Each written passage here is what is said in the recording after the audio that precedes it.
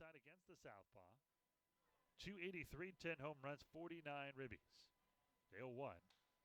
Smack down the side of first. That one foul just past the Skeeters dugout. It's just never easy for teams that, have to face the Sugarland pitching. I mean, they go from James Russell to Yasutomo Kubo to Dallas Beal. I mean, it just does not get any easier. And, normally, a team can have a weak spot in the rotation, but not this Sugarland team. All 5 starters are phenomenal.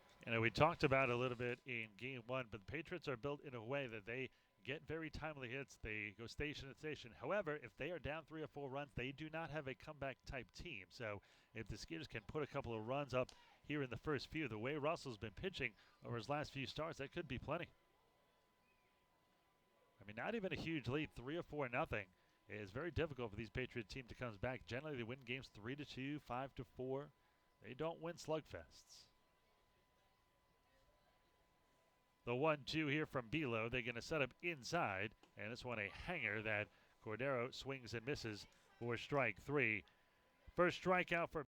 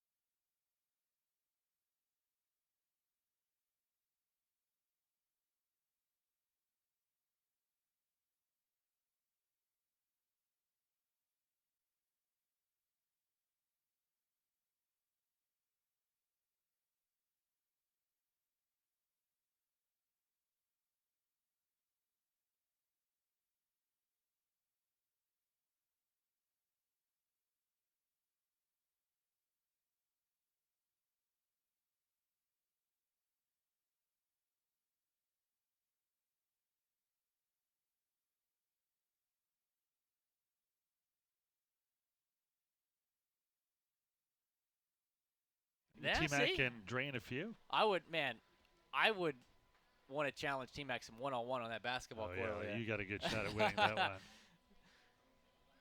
The 1-0. That just misses outside, too. T-Mac, a Rockets legend, also played for the Raptors and the Spurs. And Knicks. There we go. Of course, a New York guy's going to remember that. Yeah, the Garden was chanting for his chanting T-Mac before he was even there. They wanted the trade. Carmelo Anthony, a former Knick, just signing with the Rockets. If I run into T-Mac tonight, I might ask him his thoughts on that, because a lot of people don't like the move. I personally do, mainly because he went to Syracuse. But no, definitely because you're not getting the same Melo. I was a big Melo fan too. The 3-0 is able to hit the outside corner for a strike. 3-1 count. Jace Boyd from Tampa, Florida, was teammates with our pregame interview Matt Oberste on the Binghamton Rumble Ponies. And he looks at strike two. He was already halfway to first base. He thought it was a ball, but that looked to be right over the plate, Ira. Yeah, I don't know what he was thinking there. I was asking Oberste in the interview, I'm like, did you have anything to do with getting Jace Boyd here? Because Boyd's only been here about 10 days. And he said, no, but Boyd texted me. He said he's thinking about coming here. I was wanting to know how Somerset is. And he looks at strike three on the inside corner. Boyd was headed to first base again. That is strikeout number 2 for James Russell. There's one down here in the second. I don't know why players don't learn that. I mean, you're going to show up and you're going to get the call and go against you. That's just the way it is. That's what Adrian Beltre do today, and he's a Hall of Famer, and umpires are calling it on him, so you got no chance here. One out in the top of the second inning. Skeeters leading Somerset 1-0 in Game 2 of this 7-game series. Nate Coronado didn't play last night. He's in the lineup today, batting in the 5-hole. And, you know, a guy that we're both familiar with, Ira, actually started the season with the Barnstormers. He was here just 3 weeks ago. The 0-1 is looked at for a ball. Nate Coronado hitting .263 in his last 10 games. He hit .277 with 3 homers and 13 RBIs in 29 games with Lancaster this season. Back home in Jersey. Played at Camden County College. As he looks at ball 2, it's a 2-1 count. There were only a Camden River Sharks team for him to play for anymore. Well, he actually did play for the River Sharks 2015. That's right, he did. That's right. I forgot about that. The 2-1 is ripped fair down the left field line. Juan Silverio thought it was going foul. Rounding first, headed to second is Coronado. That is a stand-up double for the third baseman. I think Eric Davis missed that one. I think that was a foul ball. Yeah, Juan Silverio didn't move. He thought that was going foul all the way. It was to his surprise that was called a fair ball. It was definitely close, but I think you're right, Ira. I think that was a foul ball, but that puts Coronado at second base. So with one out and Coronado at second base, Matt Oberste will step in. Got a chance to talk to him before the game. 7 double, by the way, for Coronado.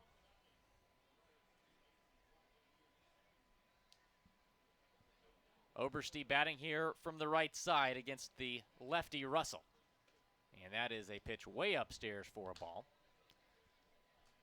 Oberste at first base tonight.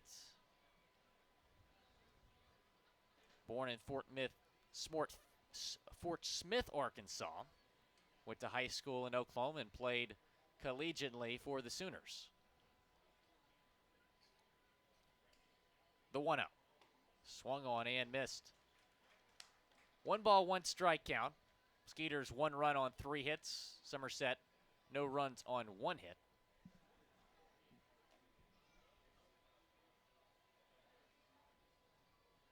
Got a little Red River rivalry. A Longhorn to a Sooner right here, Ira. James Russell, the UT product. Oberste, the OU product. And he looks at ball 2. It could get heated quickly. Yeah, those two teams don't like each other. You know, and that's the case for all sports, not just football.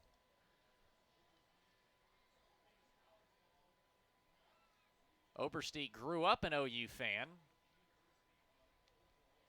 Was thrilled when he got a scholarship offer from the Sooners. The 2-1 is looked at for a strike, and Oberste doesn't like the call. He didn't get any D1 offers out of high school, even though he was the Oklahoma High School Athlete of the Year. Didn't get any D1 looks. Went to Connor State JUCO for a year. Became one of the best JUCO players in the country. And sure enough, OU called him, and it was an easy decision. 2 ball, 2 strike count. Pitch on the way from Russell. That's way inside. Oberste nearly got hit. Payoff pitch upcoming with Nate Coronado at second base. Oberste did not play last night either, and that shows you how much depth this team has, Ira, this Somerset team. You know, Nate Coronado, Matt Oberste, 2 of the better hitters on this team. They weren't even in the lineup for game 1. That's a very deep Somerset team, especially hitting-wise. Oberste fouls that one back out of play behind home plate. Norris watches that one go over the netting. I mean, the Skeeters have really been playing because their staff is so deep and so, many guys they have in that bullpen. They only have primarily had one extra guy as far as hitters. They had to activate Jeff Allen yesterday, Skeeters bullpen catch. 3-ball, 2-strike count to Oberste. 1 out here in the top half of the second inning. Skeeters leading 1-0. Norris sets up outside. Payoff pitch on the way, and it's on the outside corner. Strike 3 as Oberste says something to the home plate umpire, Reggie Liggins. And that is strikeout number 3 from James Russell.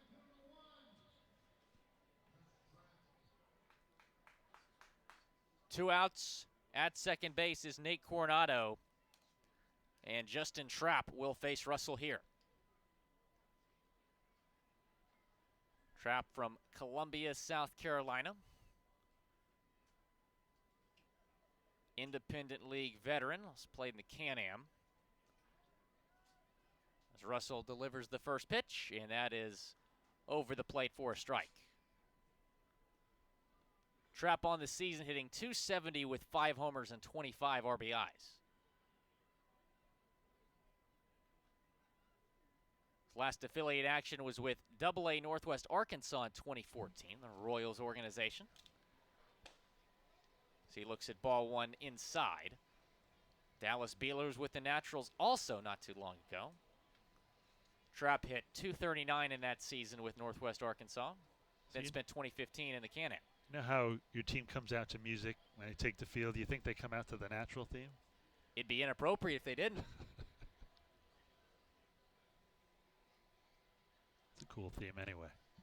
The 1-1. And that is ripped foul down the left field line. Trapp thought he might have had a RBI double, but it will be a 1-2 count. Wind blowing in from right center field, starting to pick up. There's a 40% chance of rain at first pitch, but still no showers. Some gray clouds, and there's about a 30 to 40% chance between now and about 8 o'clock or 9 o'clock. The 1-2 way inside. Clear skies after that, the rest of the homestand, so let's hopefully it does rain. It's a little later. As long as I'm here, there will never be a rain delay. I'm convinced. Well, if you get through tonight, it looks like you literally will be free. in the clear. Home free. 2-ball, 2-strike count, 2 outs. Norris will set up inside. The pitch on the way, and that is sent into right center field. That gets past Dennis Phipps. Nate Coronado comes home to score. Going to second is Justin Trapp. His 11th double of the year, and RBI number 55. And we're tied up at 1 apiece. It was a good piece of hitting by Trapp, going the other way with authority, and Phipps just couldn't get up to it. When that first left the bat eye, I didn't think Dennis Phipps was going to have any chance to get that one, but that was a lot closer than I thought it was going to be. He almost made the grab in right center. As I've said, I mean, he's not blessed with a ton of speed, but really gets great jumps on the ball.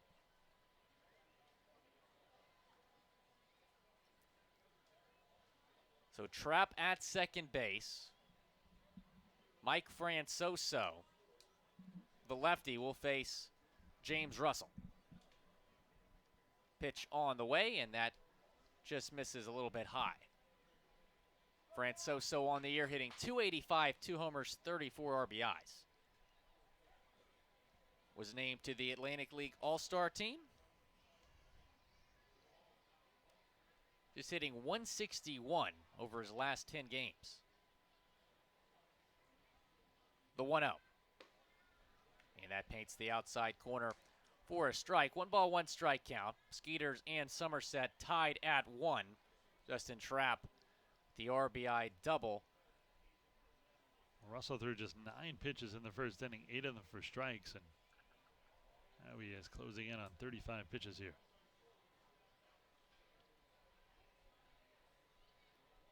Pitch on the way, and that swung on and missed. Got Francoso to chase the pitch low and outside. 1-ball, 2-strike count.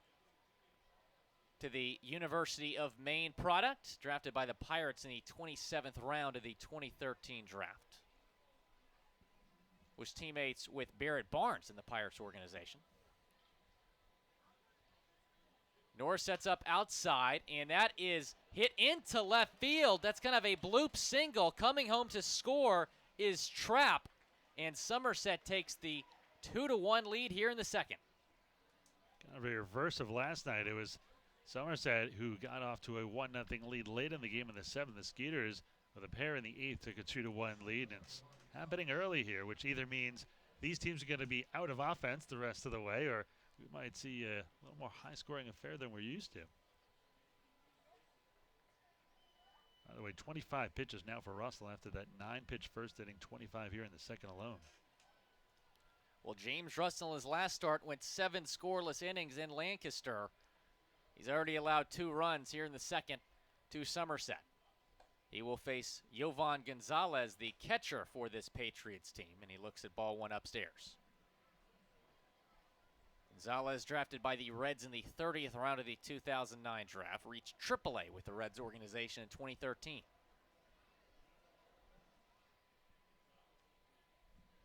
Russell kicks and deals. It's a strike right over the heart of the plate.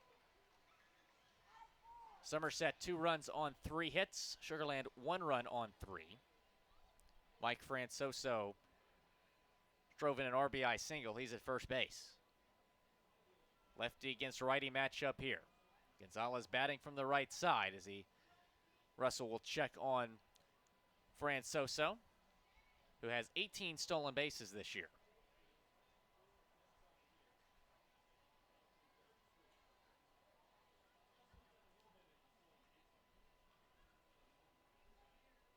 See where Norris sets up. Going to set up outside. And there goes Francoso. He's head first slide into second base, and he is safe. Stolen base number 19. It was a really close play. Norris, the heck of a throw. Got there in time, but Francoso able to get a good head first slide in. That gives them 4 players with 19 stolen bases or more. They have 5 in double digits and now 132 steals as a team.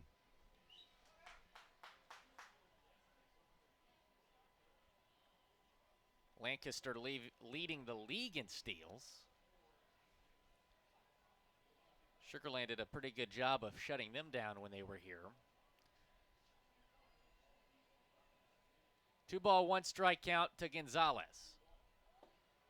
That pitch misses low and in. 3 balls, 1 strike.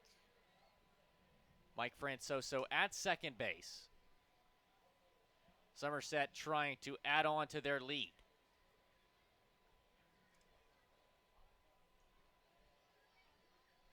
Russell deals a 3-1, and that is fouled off to the right side above the stadium.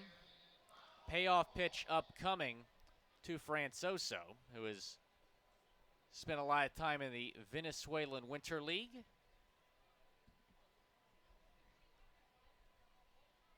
His last affiliate action was with AA Pensacola in 2015. The 3-2, that is fouled to the left side. And we will see another payoff pitch from Russell to Gonzalez. Some ominous looking clouds and the wind picking up here in right center field, which is 2 signs that are not good. Did I just jinx the weather? Probably. You jinx everything when you mention it. Yeah, you're not lying.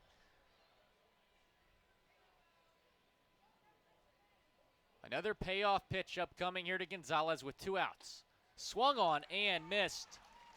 Strikeout number 4 Russell. But Somerset able to take the lead. They lead at 2-1, middle of the second inning. Salon Evan and Day Spa is the premier Aveda Concept salon in Sugarland. Locally owned and family operated since 1989. Let our Aveda trained stylists take you to the highest level of satisfaction with the latest techniques for coloring, highlighting, and precision haircuts. Treat yourself to our famous Aveda facial, a relaxing massage, or a signature manicure and pedicure. Have an ultimate salon experience today at Salon Evan and Day Spa, 281-980-5160, 281-980-5160. Tuesdays are 2 for Tuesdays at Constellation Field this season. Every Tuesday home game, fans can buy one field box ticket or grassland ticket and get one free.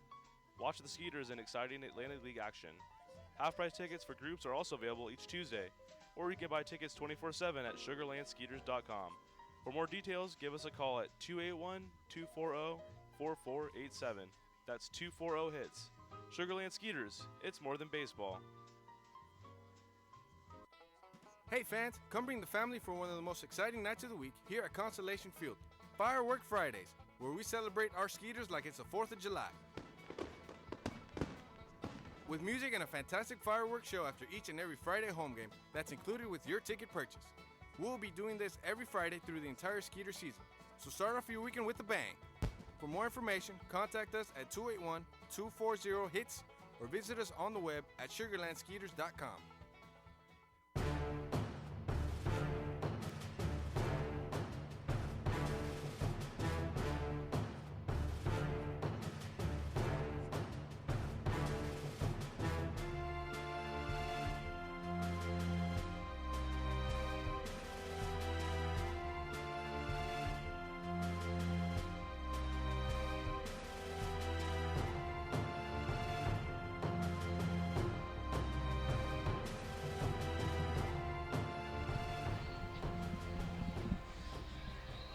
Dwayne Belo will face Dennis Phipps, Alvaro Rondon, and Javier Betancourt, the 7, 8, and 9 hitters for the Skeeters, as Somerset leads at 2-1. We begin action in the bottom half of the second inning.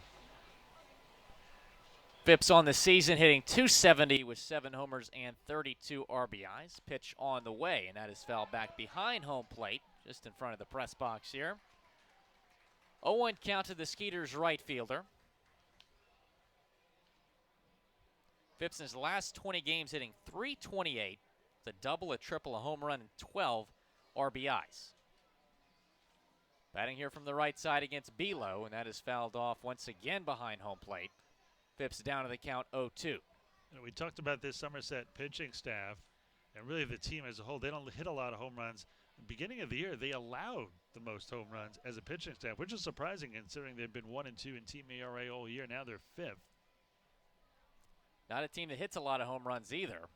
Nope, not at all. Mosquitoes still lead the Atlantic League in that category.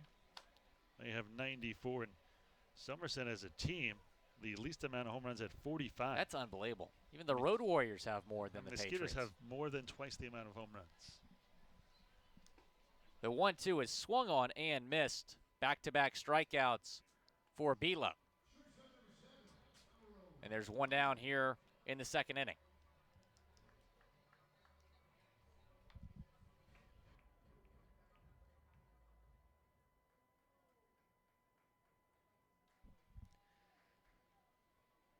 Alvaro Rondon steps in.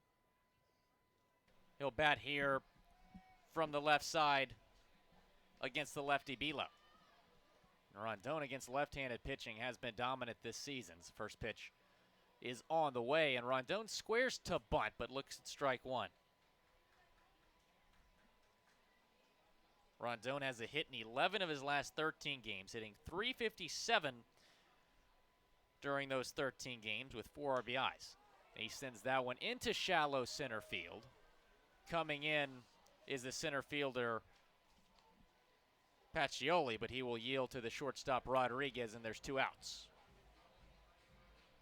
So with 2 outs and nobody on base, Somerset leading the Skeeters 2-1. Javier Betancourt steps in. The one thing you don't want to do against this Patriots pitching staff is have them on the ropes and let them get off. And the Skeeters scored 2 in the first, even though they've gone 1-2 here and a lot of time left. You don't want to put them 0 after 0. First pitch on the way to Javier, and that's looked at for a strike. Got a chance to talk to Javier a couple weeks ago. He said Albert Cordero was the one that convinced him to come to Sugarland after he was released by the Brewers organization. He's teammates with Javier in the Venezuelan Winter, or he's teammates with Cordero in the Venezuelan Winter League. Those two are enjoying being reunited on this Sugarland team. And, Javier just now, Ira, becoming an everyday player. Kyle Kibitzer retired, and then Javier got a lot of playing time then, but then they brought Silverio in to play third base. That's foul to the left side. But now with Courtney Hawkins gone, they move Jan Santee to the outfield, and Javier's now the everyday second baseman. I think it improves your outfield defensively. I mean, I don't think there's any rocket science.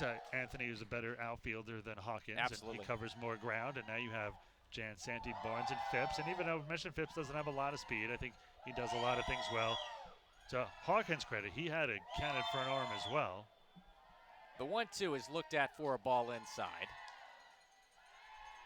Javier spent 2017 with AA Biloxi in the Brewers organization.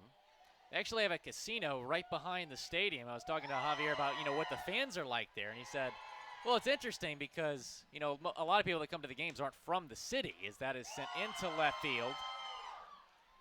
Going back to make the catch is Flores. That's the third out here in the second inning. Skeeters, no hits, nobody left on base. They trail Somerset 2-1 after 2. Available female is seeking a long-term relationship with someone I can depend on. For someone that I can trust and feel safe with. For someone that isn't just after me for my money. Someone who is ASC certified and can handle all my automotive needs.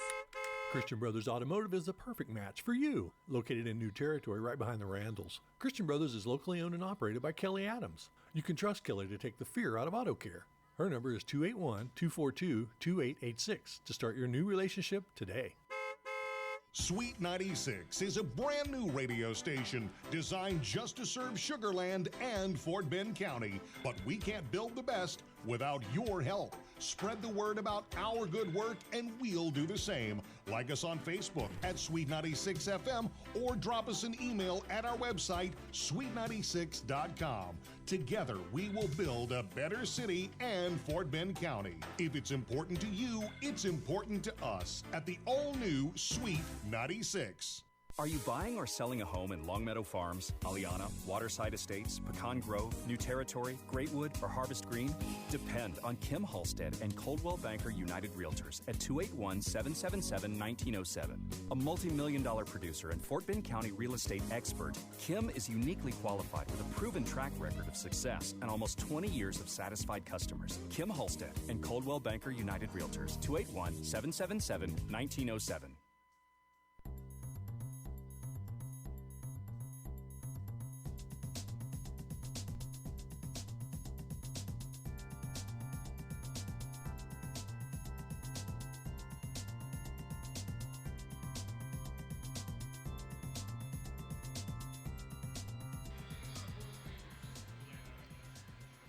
Welcome back to Constellation Field. Skeeters trailing Somerset 2-1 as we begin action here in the third inning. Justin Pacioli flied out his first time up. The leadoff hitter will face Russell here.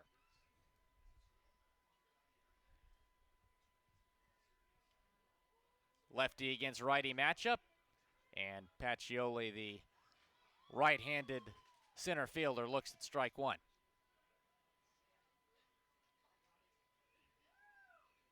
Pacioli, the Easton, Pennsylvania native, his second season with Somerset, and he sends that one into center field. Barrett Barnes is there, running to his left to make the grab. And there's one out here in the third inning. That'll bring up Ramon Flores, the left fielder. He grounded out his first time up on the season, hitting .256, 3 homers, and 12 RBIs. He'll bat from the left side against the left-handed Russell. Played collegiately at Lehigh University, the program's all-time leader in stolen bases. So he looks at a ball low and in. 1-0 count to the Lehigh University product. He was fifth in team batting average, .344, and sixth in triples. The 1-0 is also sent into center field. Barrett Barnes unable to get this one, though. That's one hop off the wall. Going to second base is Flores. And Flores able to get his 8th double of the season.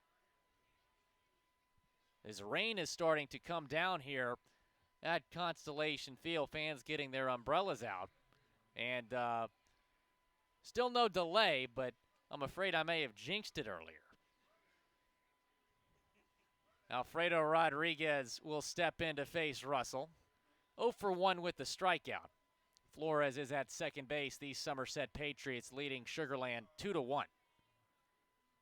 Sugarland taking the early 1-0 lead, and then Somerset taking the lead in the second inning. As Rodriguez looks at a ball upstairs from Oak Hill, Virginia, spending his second season with Somerset. Played collegiately at the University of Maryland. The Terrapins got a pretty good baseball program. The 1-0 actually have the best baseball broadcasting program in the United States. Get students to do all their home and away games. Pretty cool thing they got going on at University of Maryland Journalism School. Spent a couple years in the Brewers organization. Pitch on the way, and that is fouled to the right side. 2-1 strike count to the shortstop Rodriguez. His last affiliate action was with Single A Brevard County, the Manatees in the Brewer system in 2004. Orlando Arcia was on that Manatees team. Also spent some time with the Slammers in the Frontier League. Never missed a game in his 2 seasons. Led the league in games played. The 2-1 is sent fairly deep into left field. Jansanti's there and makes the catch on the warning track. Staying put at second base is Flores. So with 2 outs and a runner at second base, Jace Boyd, the leadoff hitter, will step in. Boyd struck out his first time up. Serving as the DH tonight for Somerset.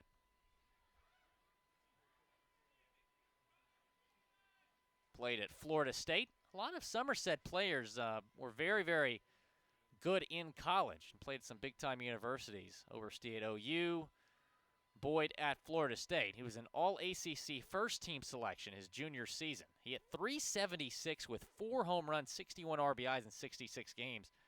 Seminoles actually went on to the College World Series semifinals that year.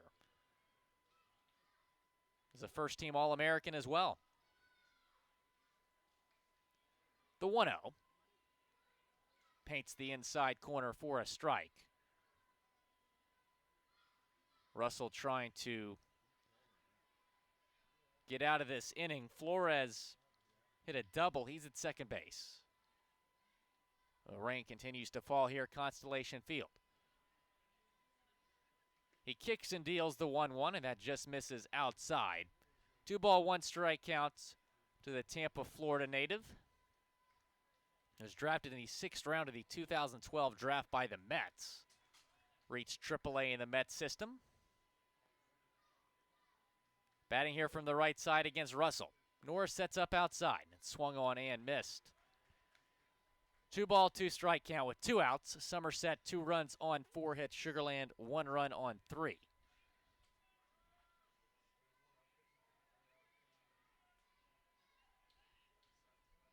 Wind and rain continuing to pick up here. The 2-2. And Reggie Liggins is going to say that hit Jace Boyd. Derek Norris, I don't think, agrees with the call. It was definitely an inside pitch. I didn't see it make contact, but Reggie Liggins had a better view than I did. So Jace Boyd goes to first base. Not the end of the world, but James Russell will be visited by Skeeters manager Pete Incaviglia. There's actually some lightning that just went off toward right field.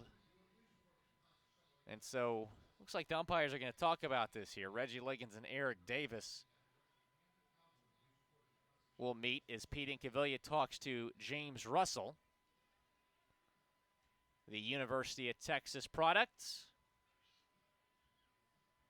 Football season coming up. University of Texas have a decent team this year. Not as good as Syracuse. Last time I checked, UT didn't beat Clemson. At first base is Jace Boyd. At second base is Ramon Flores.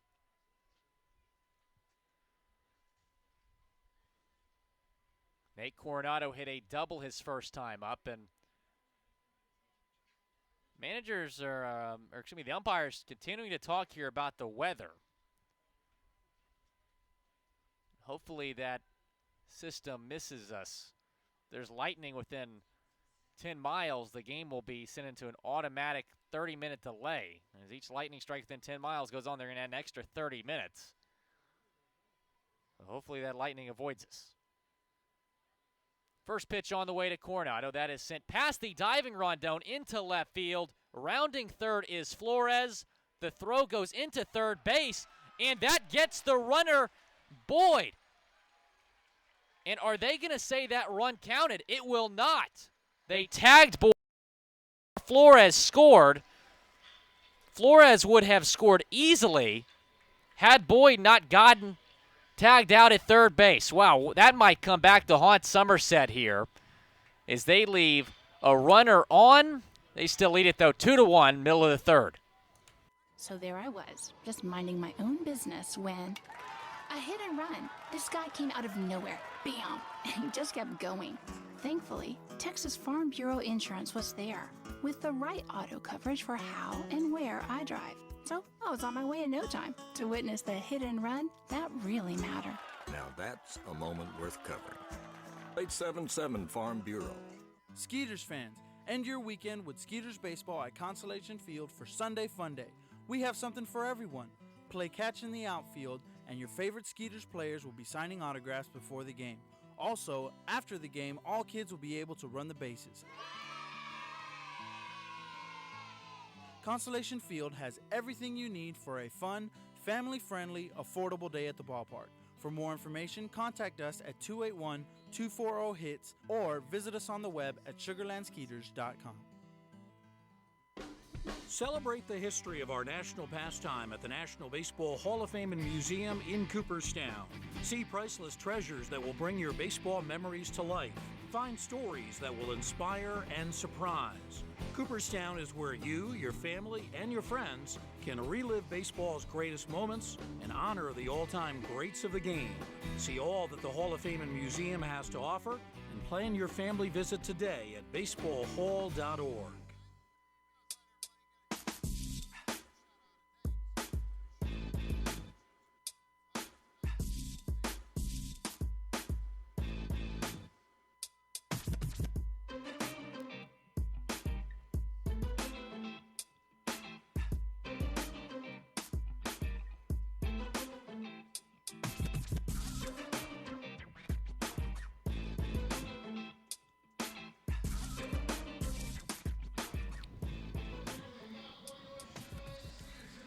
Skeeters trailing Somerset 2-1 as we begin action in the bottom half of the third inning. Barrett Barnes will face Belo. He's allowed one run through his first 2 innings. Top of the Skeeters order due up here as Barnes looks at a ball low and away. Barnes third in the Atlantic League with a .408 on-base percentage and is second with 66 runs. He's already set his career high in home runs. As he looks at strike one,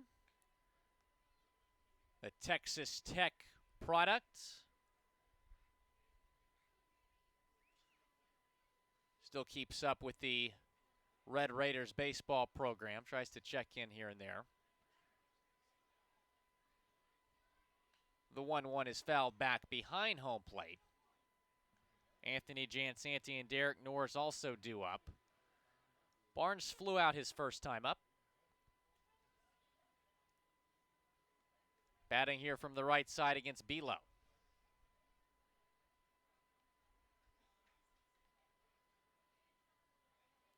Slightly closed stance as he looks at ball 2 low and in. Barnes from Sugarland, went to Austin High School. Was a first-round pick by the Pirates in 2012. Spent last season with AAA Indianapolis in the Pittsburgh organization as he looks at the ball outside. Payoff pitch upcoming to the Skeeters center fielder who made a great diving catch last night.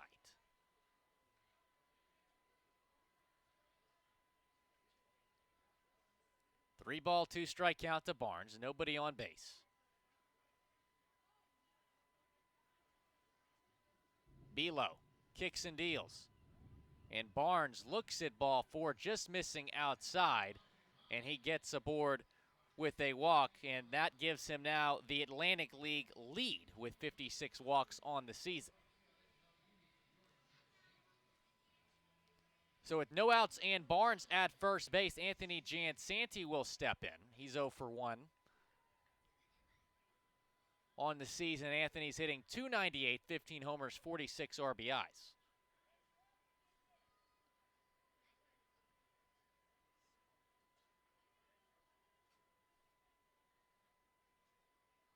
Game 2 of this 7-game series. Skeeters trailing Somerset 2-1. First pitch on the way to Jansanti, and that hits the outside corner for a strike. Anthony from Connecticut, went to Siena College, drafted by the A's in the 49th round of the 2009 draft. Reached AAA in the Chicago Cubs system.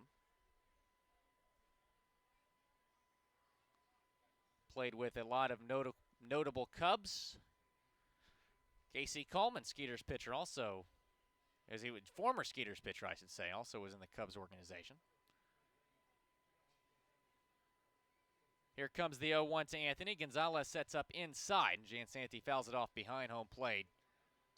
Anthony knows he just swung at ball 1. Got a little bit jammed there. Derek Norris on deck.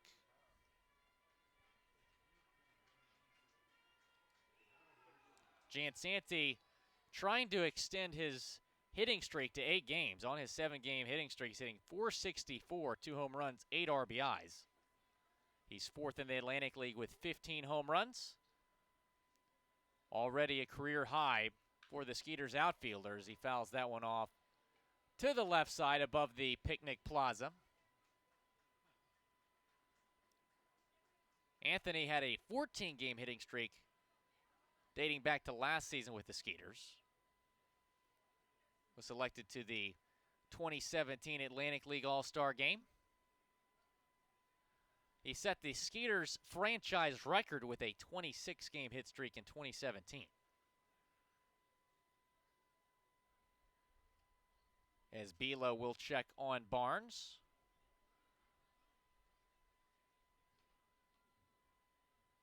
Jansanti first appeared in the Atlantic League in 2016 with the Bridgeport Bluefish.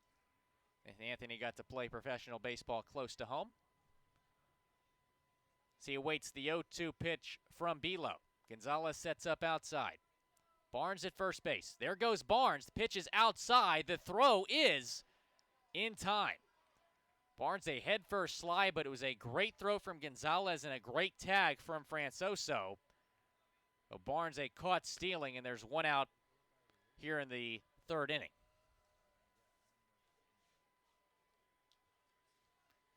So nobody on base now for Anthony Jansanti, and he's still down in the count 1-2.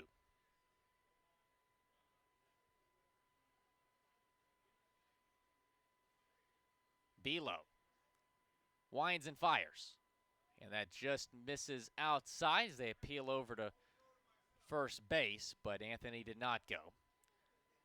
Still a 2-2 count to the former Iowa Cub and one of my personal favorites, Tennessee Smokies. So we're ultimately going to talk about the Mount Rushmore of minor league team names in this homestand.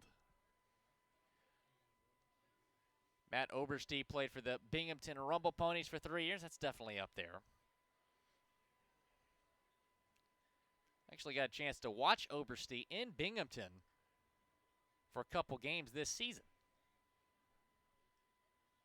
The 2-2 is sent into left field. Base hit for Anthony Jansanti as he rounds first. Thought about turning it into a double, but wisely goes back to first base, and that extends his hitting streak to 8 games. So with 1 out and Anthony Jansanti at first base, Derek Norris will step in. He singled his first time up. Skeeters trailing Somerset 2-1.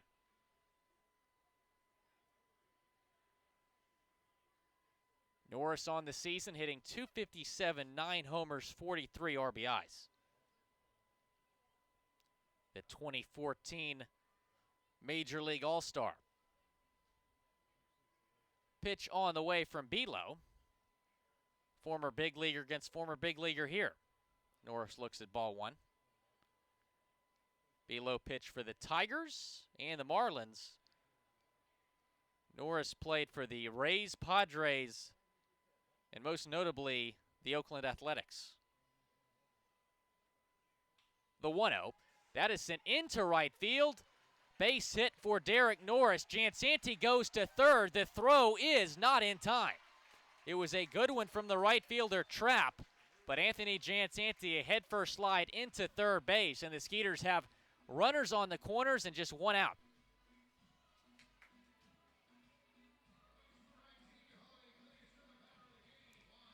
So Derek Norris stays hot.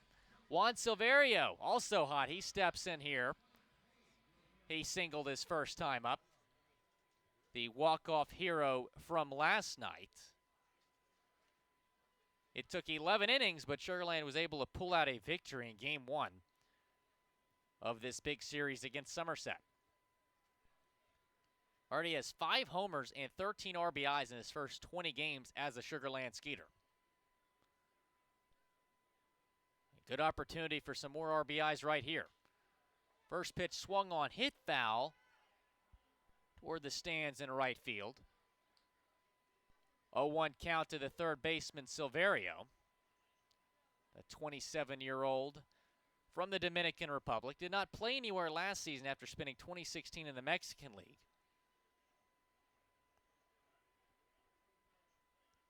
His last affiliate action was with AA Pensacola in the Cincinnati organization.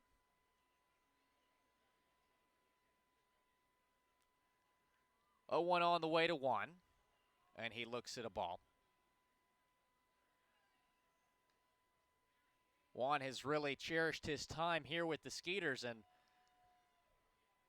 Skeeters fans have really cherished him as well. He has been phenomenal in his first 20 games here in Sugarland. Him and Dennis Phipps played in Laredo together in 2015 in the American Association, so they have been reunited. Pete Incaviglia was the manager of that Laredo team that won the championship. As Silverio looks at ball 2, and definitely a good chance for Silverio and Phipps to win their second ring. Sugarland has the best overall record in the Atlantic League, Somerset's second best, and we've said it over and over again, this could very well be a championship preview.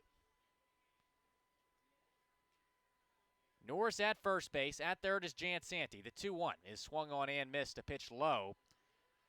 Silverio, 2-ball, 2-strike count to the third baseman. Somerset 2 runs on 5 hits. Sugarland 1 run on 5. Matt Chavez in the on-deck circle.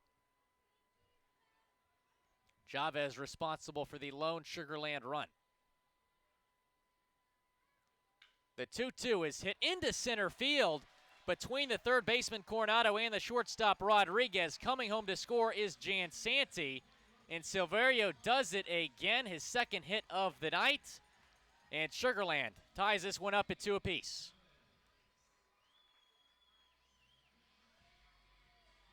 Well, 2 singles for Norris and now 2 singles for Silverio.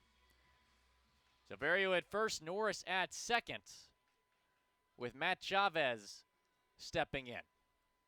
Chavez hit an RBI single his first time up, driving in the first Skeeters run.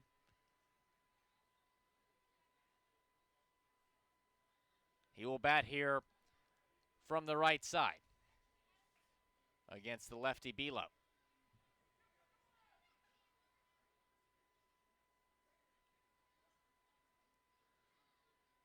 First pitch on the way from the Somerset starter, just misses low and outside.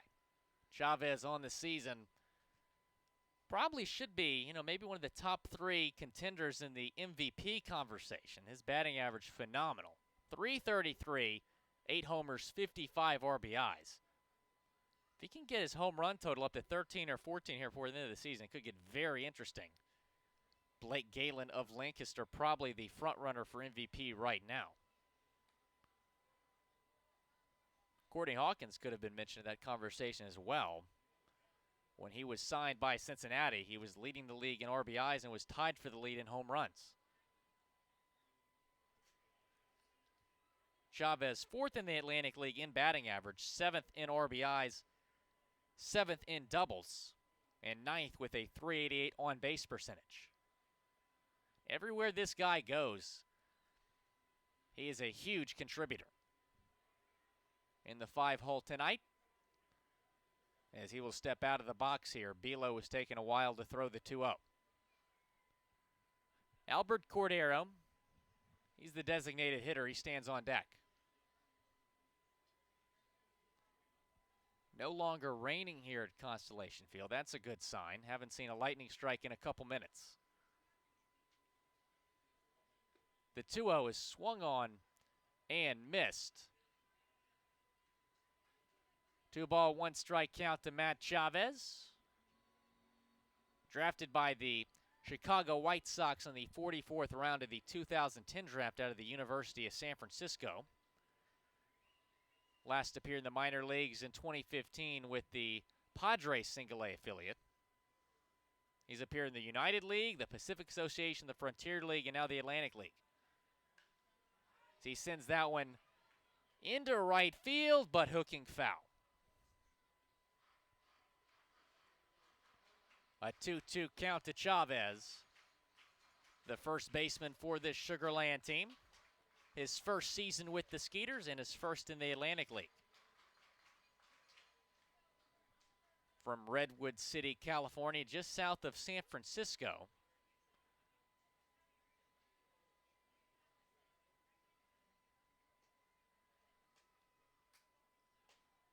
He was telling me a couple weeks ago that when the Padres signed him, a lot of his Giants friends were giving him a hard time as he sends that one into center field. Pacioli is there, though, and makes the catch for out number 2. So 2 outs, Norris at second base, Silverio at first in a tie 2-2 game. Albert Cordero will face Dwayne Bilo. Sugarland tying the game earlier on Juan Silverio's RBI single. Cordero struck out his first time up. He's one of Bilo's 2 strikeout victims. Wind has died down here as well at Constellation Field. Still blowing in slightly from right center.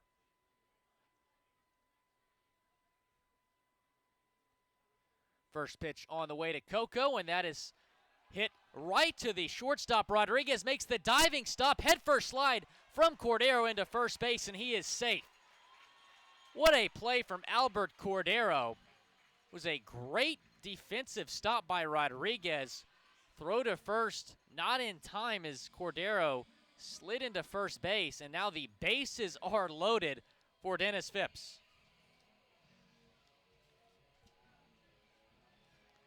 With the bases loaded this season, Phipps is hitting .556 with a homer and 15 RBIs. He's the guy going up right now.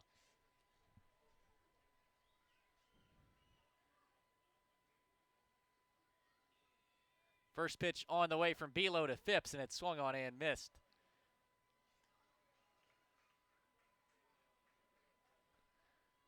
Oh, 0-1 count to Dennis Phipps. At third base is Norris.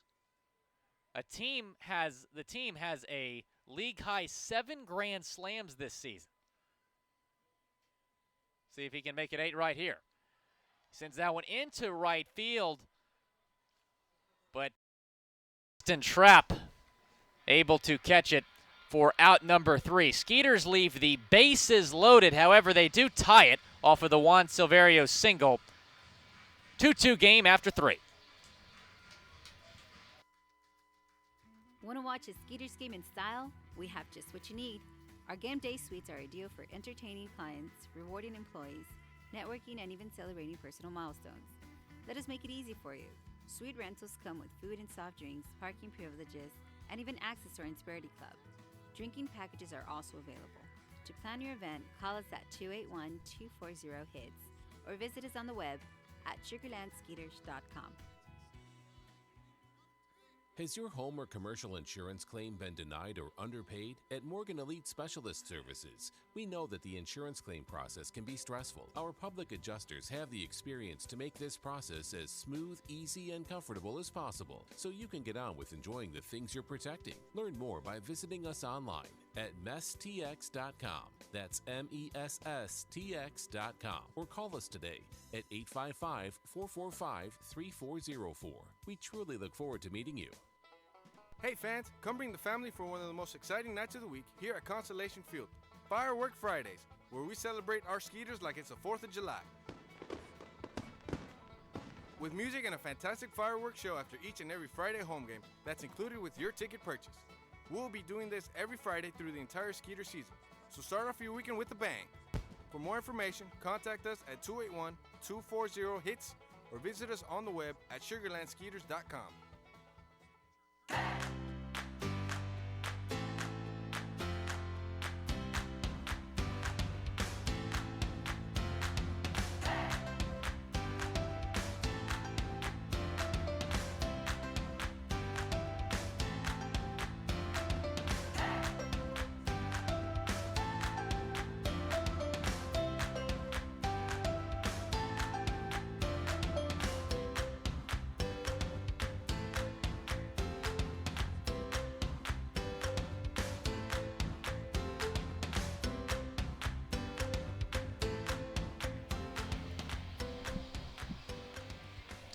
Skeeters and Somerset tied once again 2-2 as we begin action in the 4th inning.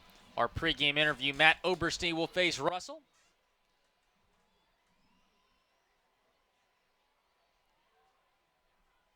We're going to look at Russell's pitch count here in a second. But Belos isn't great. He threw a lot of pitches in that last inning as the Skeeters left the bases loaded. Look around the Atlantic League. Long Island and York tied at 3 in the top of the 6th inning. Lancaster and New Britain. Barnstormers leading the Bees 1-0 in the top of the 2nd. And the Road Warriors putting up another fight in Southern Maryland. It's tied at 1 apiece in the top of the 6th at Regency Furniture Stadium. Got to give the Road Warriors credit, Ira. They're having a lot of close games as of late. They're hanging in there. They're getting some wins, too. 2-0 to Oberstein is low and outside.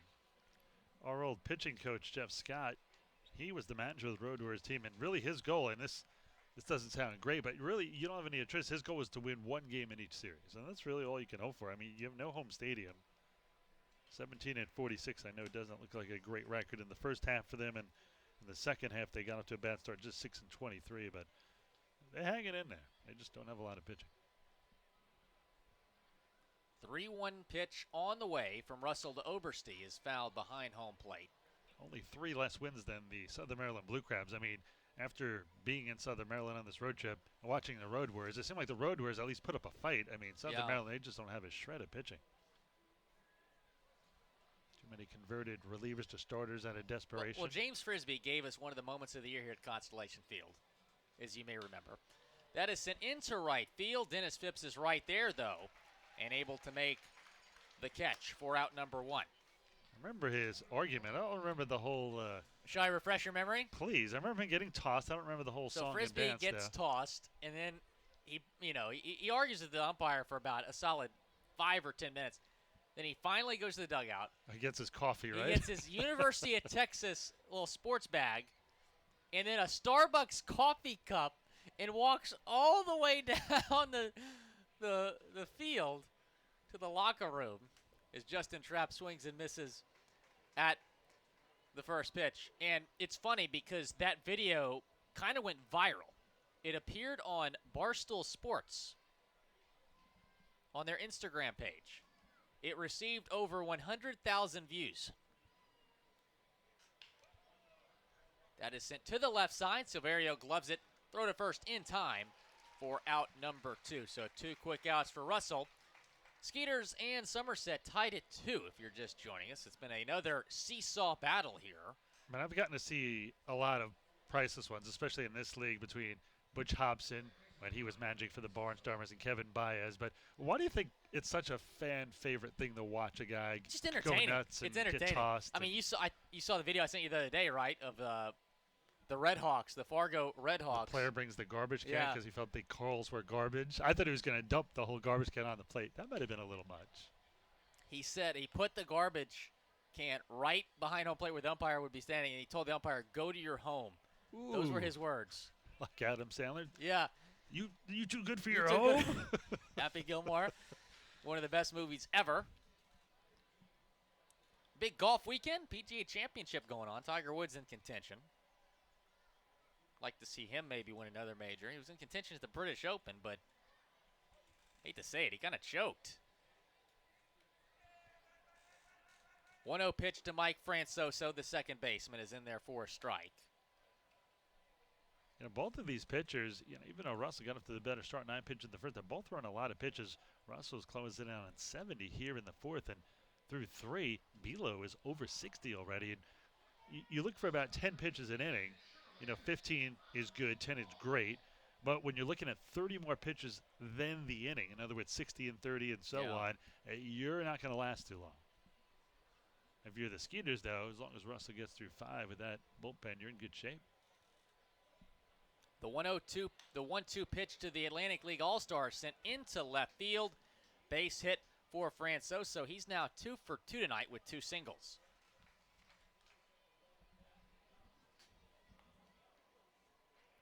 That will bring up Yovan Gonzalez, the catcher. He's 0 for 1 with the strikeout. Francoso at first base. 2 outs. Skeeters 2, Somerset 2 in Game 2 of this 7-game series.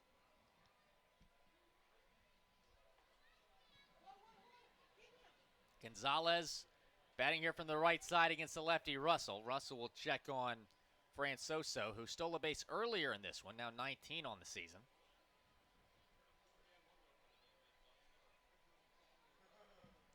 Gonzalez played for the Pensacola Blue Wahoos in 2015. That was his last last affiliated action. Blue Wahoos. You're a big fan of those Wahoos, aren't you? Wahoo! Russell's going to check on Francoso. That was mentioned on the podcast the other day, the Mount Rushmore minor league teams. The Blue Wahoos made the cut. So did Binghamton. Did we find out what a Blue Wahoo is? That's a good question. I'm going to look that up. I want to say, even though I'm not a fisherman, that might be a fish. First pitch to Gonzalez sent into shallow right field. Betancourt calls off Phipps and makes the 3. So the Patriots get 1 run. They leave Mike Francoso at first base. We're still tied at 2, middle of the 4th. Hi folks, this is Blaine Law, the owner of the Lost Cajun in Rosenberg, Texas at the Brazos Town Center. I'd like to introduce you to the Lost Cajun. This is Griff, the Lost Cajun, and we're so glad to be in Rosenberg, Texas. Come out, folks, and meet us. Try some great food, seafood gumbo, chicken and sausage gumbo, crawfish etouffee, red beans and rice lobster bits, and jambalaya. Les bon temps roulés. Let the good times roll. Oh, they got that food to go in there. Cater that gator too. 281-762-0512.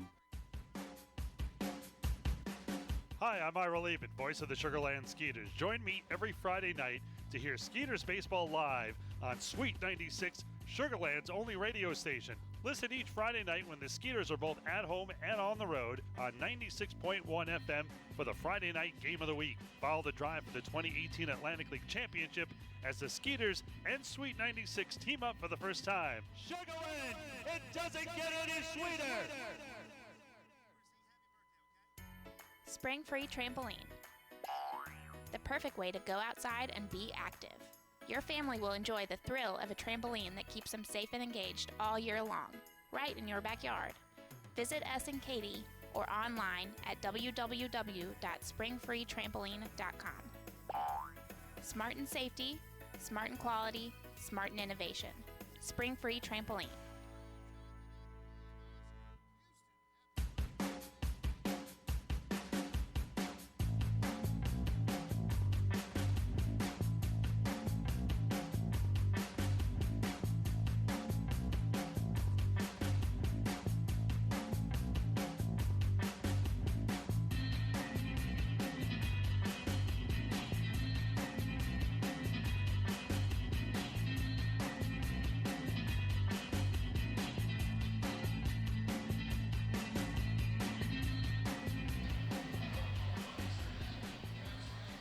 Skeeters and Somerset in another good one here at Constellation Field. Tied at 2 with Rondon coming up to face Belo here. Rondon batting from the left side.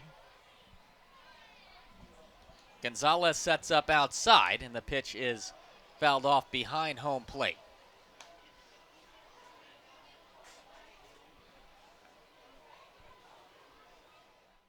Belo has allowed 2 runs through 4 innings, allowed a run in the first inning and a run in the third.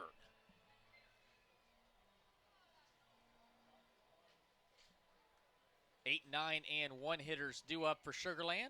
Rondon, Betancourt, and Barrett Barnes.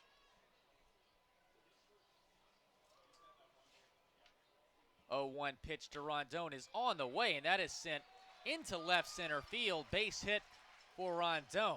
He gets his first hit of the night. And Skeeters have a runner at first base, nobody out. You notice both of these teams getting a lot of opposite field base hits. Both waiting well on the ball on both sides. Both teams taking good at-bats. That will bring up the 9-hole hitter and second baseman for this Sugarland team, Javier Betancourt. And granted, we're in the 4th inning, but another close one. Might be this way for the whole 7-game series. As we expected.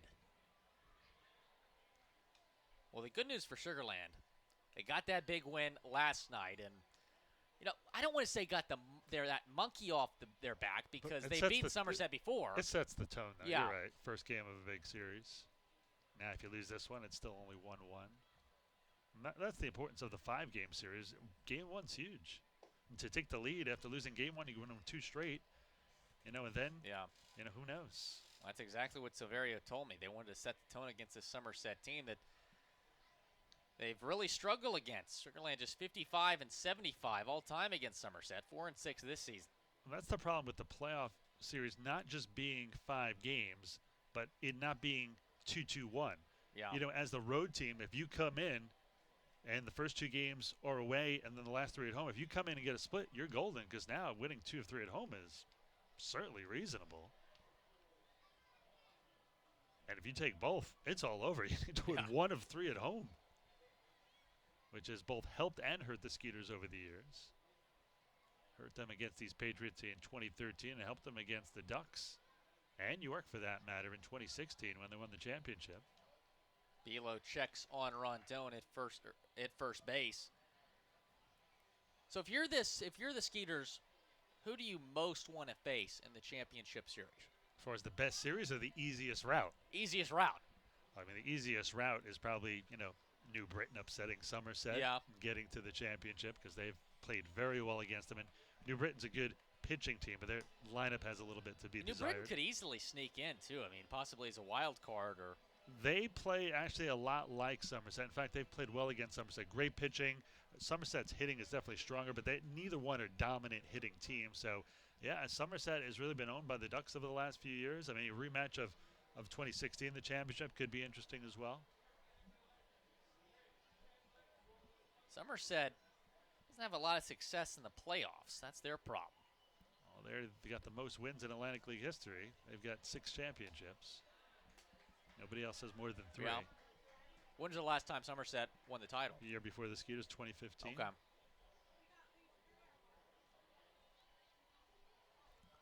1-2 count to Betancourt. Well, they went through a long drought before that, and they're in the playoffs almost every year. Gonzalez sets up outside. That is sent into right field. This could be trouble, and that drops just fair. That's going to be an extra base hit for Betancourt. Rondon rounding third. He's coming home. The throw is going to be close, and they cut it off. Throw into third isn't in time either. It is an RBI triple for Javier Betancourt. Betancourt's first triple, and we saw him go for 3 yesterday. Didn't slide and got caught, and here he went for it and he got it. Nice play, and Betancourt's really been picking up over the last few games. How about that from the 9-hole hitter, Javier Betancourt, giving Sugarland a 3-2 lead. And still nobody out when we go back to the top of the order as well.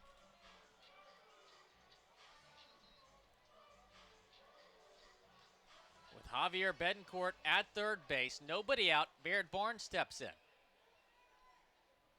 Skeeters have taken the lead here. They were down 2-1. Now they lead it 3-2. Barnes 0 for 1. Not anymore. That is an into left field. RBI number 43 on the season for Barnes. Betancourt comes home to score. And the Skeeters take a 4-2 lead. Mentioned below, his pitch count really not below, but way high, and it's at 68 pitches now here in the fourth inning. I think that's why the Skeeters are having success here. 3 straight hits to start, nobody out. And the speedy Barnes at first base for Anthony Jansanti, who singled his last time up. He's 1 for 2. Jansanti on the season, 298, 15 home runs, 46 RBIs.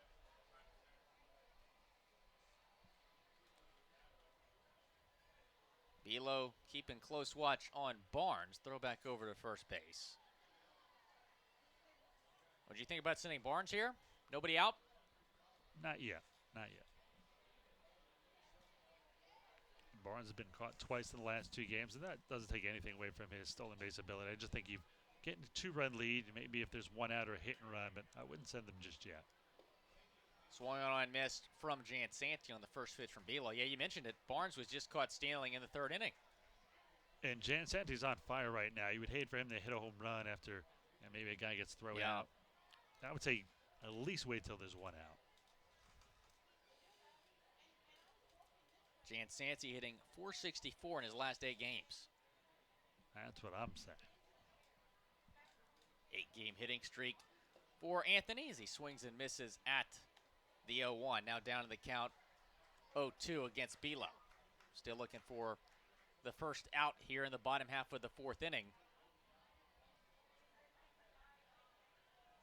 Derek Norris is on deck. Jansanti, the 2-hole hitter tonight for Sugarland. Belo taking his time on the 0-2.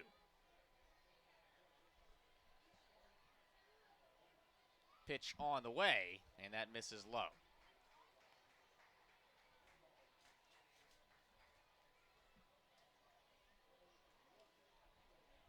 It's amazing. All these gray clouds and all that heavy rain, everybody scattering to the concourse. Looks like it was about to be stopped, and I don't know if it's going to pass or not yet. There's still certainly a threat here, but I get away with one. Yeah, you got lucky. It's not over yet. The 1-2, swung on and missed, got Jansanti to chase at the pitch inside and low. Strikeout number 3 for Belo. So with 1 out and Barnes at first base, that brings up Derek Norris, who already has 2 hits tonight.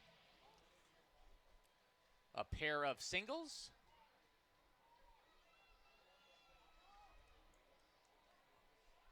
Norris hitting the ball a lot better. Last 6 games, 381, a double, or 3 doubles, 2 home runs, 7 RBIs. 9 home runs on the year for the former Oakland Athletic. Juan Silverio on deck. Skeeters 4 runs on 10 hits. Somerset 2 runs on 6.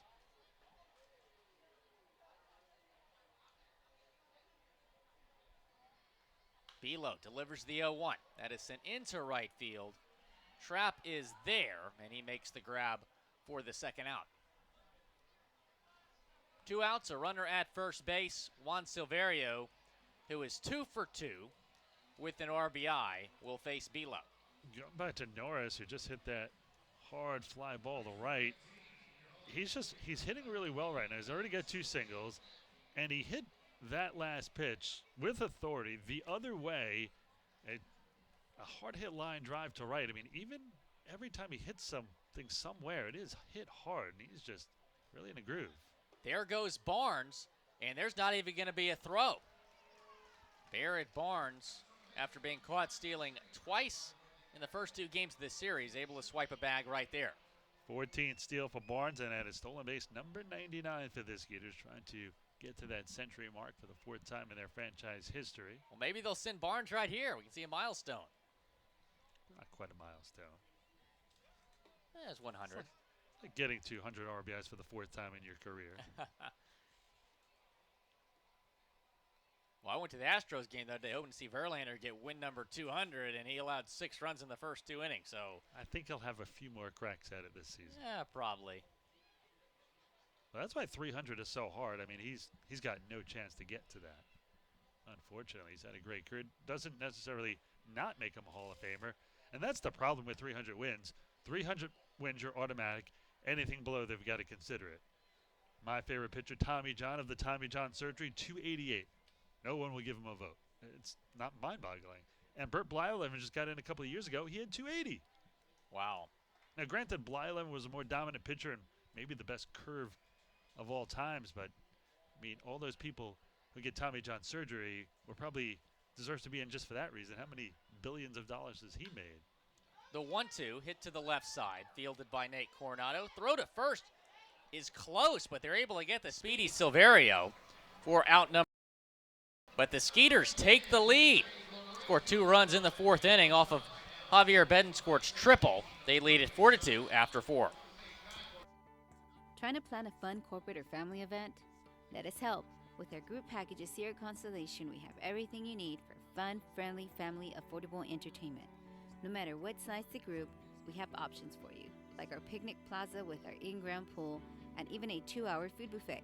The Skeeters can customize an outing to fit all your needs. To plan your event, call us here at 281-240-HITS or log on to sugarlandskeeters.com. Sweet 96 is a brand new radio station designed just to serve Sugarland and Fort Bend County. But we can't build the best without your help. Spread the word about our good work and we'll do the same. Like us on Facebook at Sweet 96 FM or drop us an email at our website, sweet96.com. Together, we will build a better city and Fort Bend County. If it's important to you, it's important to us at the all-new Sweet 96. Are you buying or selling a home in Longmeadow Farms, Aliana, Waterside Estates, Pecan Grove, New Territory, Greatwood, or Harvest Green? Depend on Kim Halstead and Coldwell Banker United Realtors at 281-777-1907. A multi-million-dollar producer and Fort Bend County real estate expert, Kim is uniquely qualified with a proven track record of success and almost 20 years of satisfied customers. Kim Halstead and Coldwell Banker United Realtors, 281-777-1907. We are La Casina. Los Skeeters!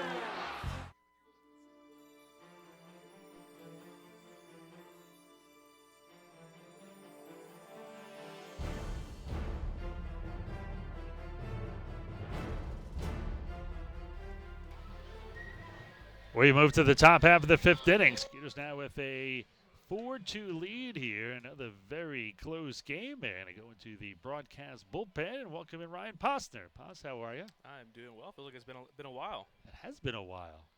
Soon it will be more often. Yeah. Yep. Like baseball, it evens out over the course of a long season. Absolutely, I know. I think we were talking yesterday about that first time Somerset came in here and that crazy game where Kapitsa hit a grand slam, 2 home runs. That just feels like ages ago, and it's crazy to think that we're all already here. Now 7 grand slams later, as this one is skied into right field. Phipps under it. He'll bring it down. 1 pitch, 1 out here for Russell.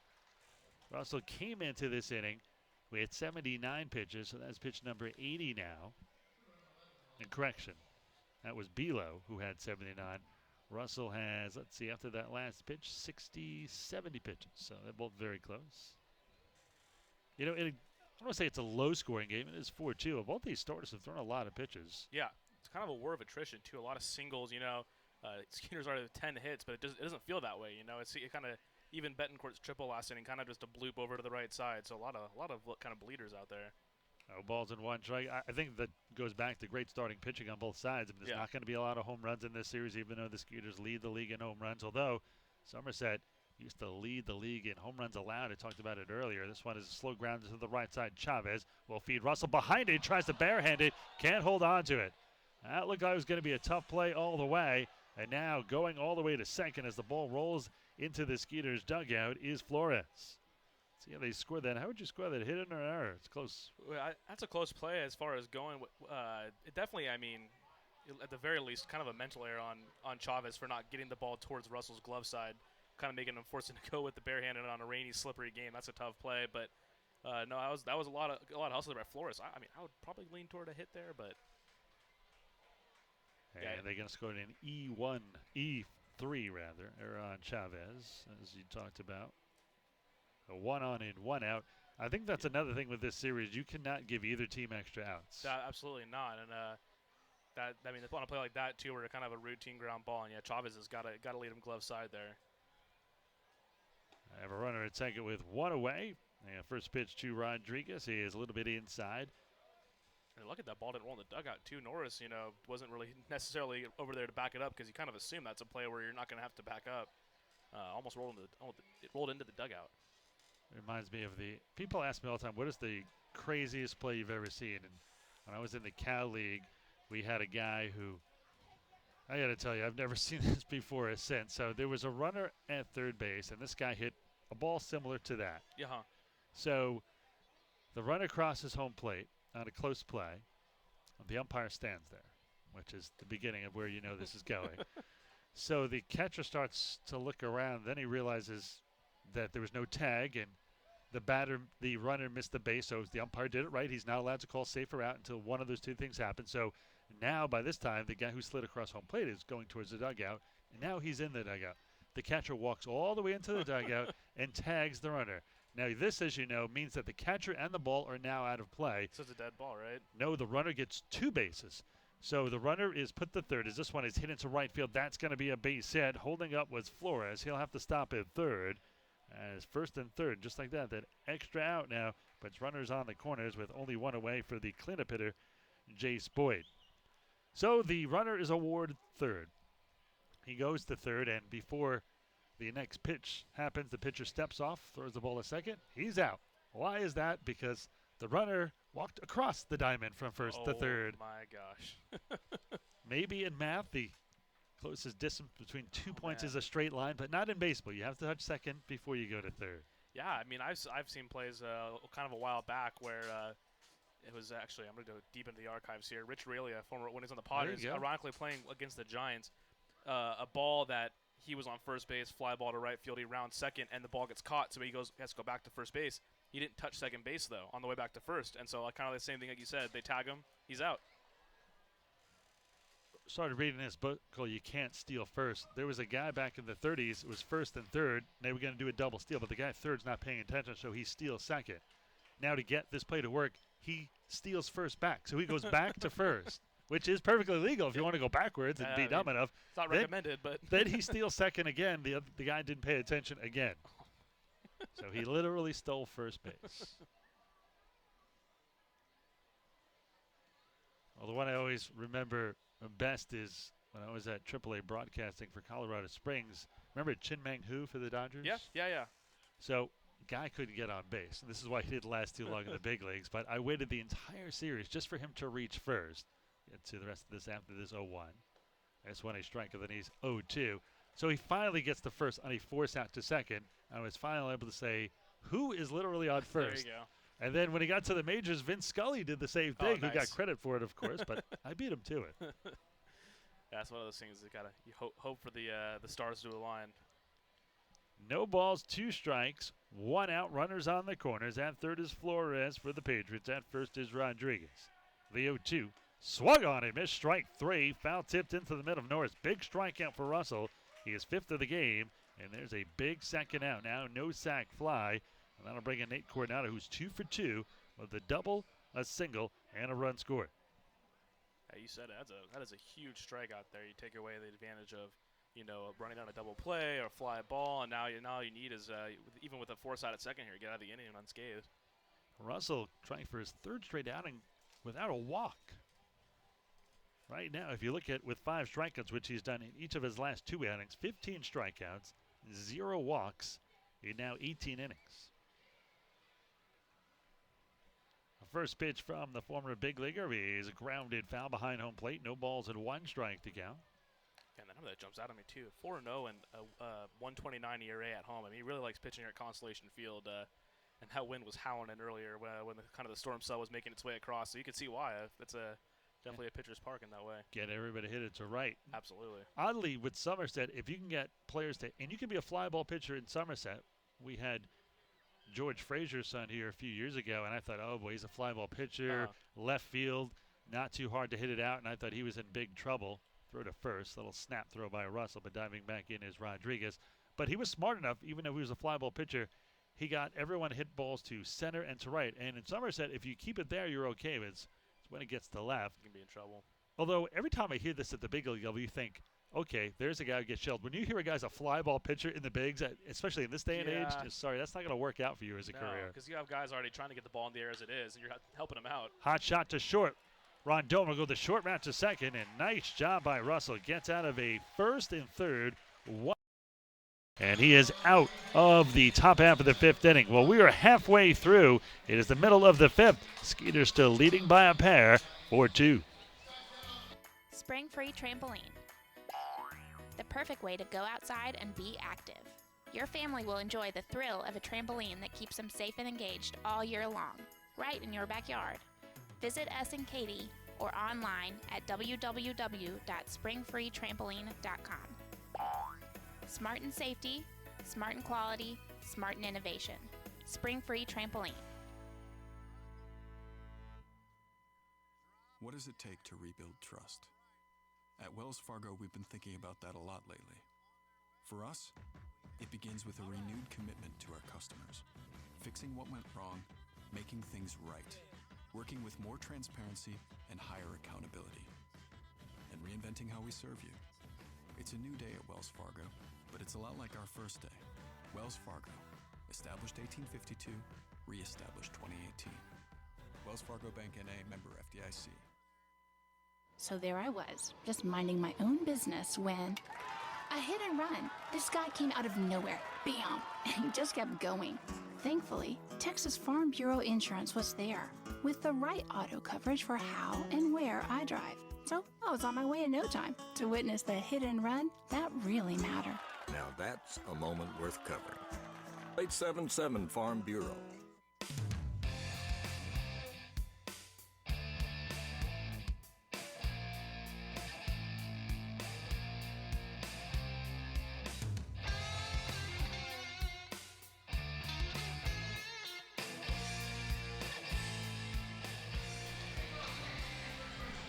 Top of the sixth, bottom of the fifth inning. Skeeters will bat Matt Chavez, Albert Cordero, Dennis Phipps. Sugarland leading 4-2, looking for some insurance. And the big story in this game, our own Will Scott is going to be the Rex in Race the Rex coming up here between innings shortly. Yeah, you think he has a chance? I'm nervous for him. It rained pretty good there for a little bit. I hope the warning track's not too sleek for him out there. Well, if you're Jimmy the Greek, are you what odds are you giving Will to win this race? Well, back in Ryan the Greek. Back in the office, I heard Will say this was going to be quote unquote light work for him. So he has no idea what's in store for that. So because even if you're the fastest guy in the world, that suit is clumsy and it's going to slow you down, and it's going to be like a sauna in there. So. Based off his confidence, I'll roll with young Will Scott. He seemed pretty confident. I haven't seen him run before, so I guess I'm just going off his confidence. I think reality is going to set in a line drive bullet, one first baseman to another as Oberste plucks that out of the air at first, and there is out number one. Albert Cordero will step in. He is struck out and had an infield single last time up, so he's 1 for 2. Switch hitter batting here from the right side against the southpaw, Dwayne Bilo. Bilo came into this inning, 78 pitches, 53 for strikes here in the sixth. Yeah, kind of a shame that Coco is kind of pigeonholed in that DH spot. I know even Pete said it kind of sucks just because that's the way the lineup goes right now. You have Silverio. The one thing I do like about it, your catchers get rest. I mean, sure, yeah. You can have Norris and Cordero platoon basically and keep them both fresh, but realistically, you make a good point because Norris is probably going to catch 2 out of every 3 days, sure. And Cordero is going to DH 2 out of every 3 days. So you lose him defensively a little bit, but at least it doesn't put him back in the catching spot, wear him down, and ruin his season. Absolutely. This one is hit to third. Coronado has it, takes a step, fires it to first, right on the money, and there is out number 2. That is now 5 straight retired by Bilo. But on that note, Norris has been hot lately, and maybe that's one of the reasons. Yeah. He's a lot more fresh. Yeah, I mean, man, it seemed like you needed a Mack truck to get him out of the catcher spot there earlier in the season, and now it kind of seems like You're seeing Coco behind the plate a little bit more, and you have Jeff Allen activated too, so you really have a lot of catching depth right now. But man, Coco's got such great hands. He's got a good arm. You almost wonder maybe even second base could be in his future at some point. But that's asking for a lot. That is. You need a lot of range. Yeah. I mean, that's why a guy like Jan Santi is not only in left or center, but he plays second. I mean, you can't be rangeless at second. Not that Cordero couldn't play it. I'd be more comfortable with him at third. Yeah, absolutely. The 0-1. This one is blooped into right center field. That's going to be a base hit. Maybe more here for Phipps. He's going to put on. No, about halfway there. He better hustle back, or they're going to have him at first, and they will. A little bit too far on the turn. Phipps a little over anxious. Gets nailed. It'll go down 4-3. And that will end it. Unconventional 1-2-3. We are through 5 innings of play. Skeeters still in front by a pair, 4-2. Tuesdays are 2 for Tuesdays at Constellation Field this season. Every Tuesday home game, fans can buy one field box ticket or grassland ticket and get one free. Watch the Skeeters in exciting Atlantic League action. Half-price tickets for groups are also available each Tuesday, or you can buy tickets 24/7 at sugarlandskeeters.com. For more details, give us a call at 281-240-4487. That's 240-HITS. Sugarland Skeeters, it's more than baseball. What does it take to rebuild trust? At Wells Fargo, we've been thinking about that a lot lately. For us, it begins with a renewed commitment to our customers, fixing what went wrong, making things right, working with more transparency and higher accountability, and reinventing how we serve you. It's a new day at Wells Fargo, but it's a lot like our first day. Wells Fargo, established 1852, re-established 2018. Wells Fargo Bank N.A., member FDIC. Trying to plan a fun corporate or family event? Let us help. With our group packages here at Constellation, we have everything you need for fun, friendly, family, affordable entertainment. No matter what size the group, we have options for you, like our picnic plaza with our in-ground pool and even a 2-hour food buffet. The Skeeters can customize an outing to fit all your needs. To plan your event, call us here at 281-240-HITS or log on to sugarlandskeeters.com.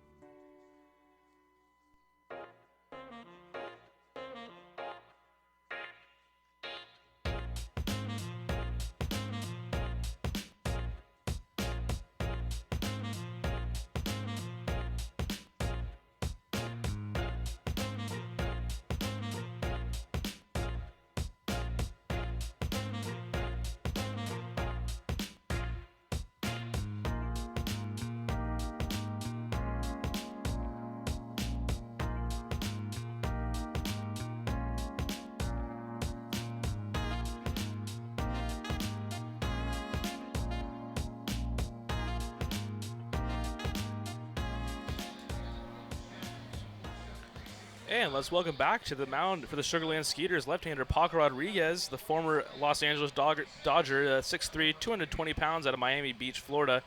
Going to be making his first appearance in his second stint with the Skeeters. As you know, Paco was with us earlier in the year. This is going to be his 4th appearance. Already has 2 saves and is good for a 4.50 ERA on the season so far with Sugarland.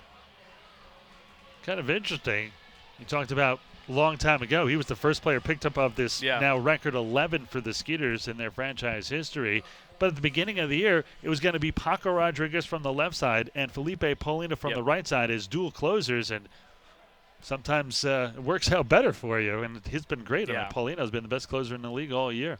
Well, yeah, I remember talking with Beeler yesterday for their pregame interview, and he was like, I was like, oh, were the guys excited when they saw you? And he was like, they were pretty disappointed. It's kind of one of those bittersweet things where obviously, you're happy to have Paco back here. He's a very effective reliever, but it's unfortunate that things were able to work out with the Twins. But still posted pretty decent numbers there between the high and AA levels. I was very surprised he got released. I mean, we'll find out here, even though there's no radar gun, perhaps a velocity drop. But the numbers were good enough to at least stick there for, I would think, the rest of the season. I was really surprised he got released. Yeah, combined 3-1, 3.48 ERA, and 22 appearances, 4 starts between that high A and AA level. You do mention the walks. He had 19 walks and 31 innings pitched. That's obviously, that's especially the AA level for a guy who's pitched 4 seasons in the major. That's kind of a lot. How many strikeouts in those innings? So yeah, the 19 walks there, and to go with that 26 strikeouts and 31. So still not the strikeout per inning you kind of hope for if you're going to walk that many guys. 2 balls and 1 strike the count here on Matt Oberste. Oberste, Trapp, and Francoso. Skeeters are leading 4-2 here in the top half of the 6th. trying to take a 2-game stint-on lead in this 7-game series. Talk about a treat of former big league lefties. You had Dwayne Below, James Russell, and now Paco Rodriguez. That's a lot of big league experience from the Southpaws. Grounded to the left side of second. A little collision there between Rondon and Betancourt. That'll go down as a base hit, though. Even if somebody comes up with that one, I don't think they throw out Oberste, the Oklahoma Sooner. The leadoff man gets on for Justin Trapp, who has double, driven in a run, and scored a run, and grounded out the third. He's 1 for 2. Skeeters are leading 4-2 here in the top of the 6th. Now, all these months later, we haven't actually seen Somerset in a while. Both teams very different. What do you make of both teams at this point in this series? Yeah, I mean, it's funny that Paco Rodriguez kind of almost brings it back to that moment. I mean, guys like Kyle Kubica, who are big parts of that series, but I mean, P. Incaviglia has just done a fantastic job reloading the roster. I mean, I was talking earlier about Juan Silverio, what he's done. I mean, hitting .284 with 5 home runs and 13 RBIs through 20 games. I mean, I think that's been the biggest key. Look at the record from the Skeeters. No matter how many guys have got picked up, and you recognize a lot more of the faces on the Somerset side. That's when he bunt down the first base line. Don't know if they'll have him play the throw to first. Not in time. Chavez's foot was not on the bag, and it's going to be a bunt single. So an infield single and a bunt single, and just like that, Somerset is back first and second with nobody out for Mike Francosa, who is 2 for 2 with 2 singles and an RBI. The question is, do you bunt them? They are the king of the small ball. Yeah, I mean, just based off what we know about Somerset, the game they like to play, I'd be pretty surprised if they didn't bunt here, especially with the lefty on the mound. It seems to be a little bit tougher to kind of make those angles to make it get an easier throw. Paco Rodriguez in his first game back in a little bit of a jam here. Let's see if he can wiggle out of it. Lefty-lefty matchup here. Let's go back to Somerset, though. David Kubiak, the guy that got picked up from them earlier, I mean, he was one of the top pitchers in the league. So that, Courtney Hawkins for the Skeeters. I was thinking about that, too. It was like it evened out. The Skeeters lost their best hitter and they lost their best pitcher. The difference is that they're not going to get Hawkins back because of his contract is multi-year. They will get Kubiak back. He's going to go to Mexico and come back, which he's already said so and he's done before. Already giving it away, squaring his front Soso. He bunts it foul right at the plate. Actually bunted through that one. No balls and 1 strike to count. He evened himself up pretty early there, giving Matt Chavez and Juan Silverio a pretty good chance to get as close as they can to him. Matt Chavez could almost reach out and shake his hand if he wanted to on that bunt attempt. Skeeters with 4 runs on 11 hits. Somerset 2 runs on 9. Skeeters have committed 1 error. The Patriots have not. 2 on, none out. Let's see if Francoso bunting again here. He does square. And he takes us one outside, 1 ball and 1 strike. And sometimes you'll watch even a big league game, you'll think, why can't this guy just get a bunt down? Well, they know you're bunting. You're not going to get a good pitch. You're going to get 1 jammed high and tight or 1 low and away or 1 in the ball, dirt. Yep. Bunting was one of those things I was playing. It's nerve-wracking. You're kind of defenseless there with your body squared up like that. It's an art. That's why you see Rondon do it all the time. It looks like, hey, man, if he can do it, why can't anybody? Because it's not easy to do. Swing away is Francoso, and he brings it through the drawn-in infield. Stopping at third now is Oberste, and the little butcher boy, the Casey Stengel play, pulls the bat back and gets it through, and past Silveri, who was playing in for the bunt. And now the bases are loaded with nobody out, 3 bleeders.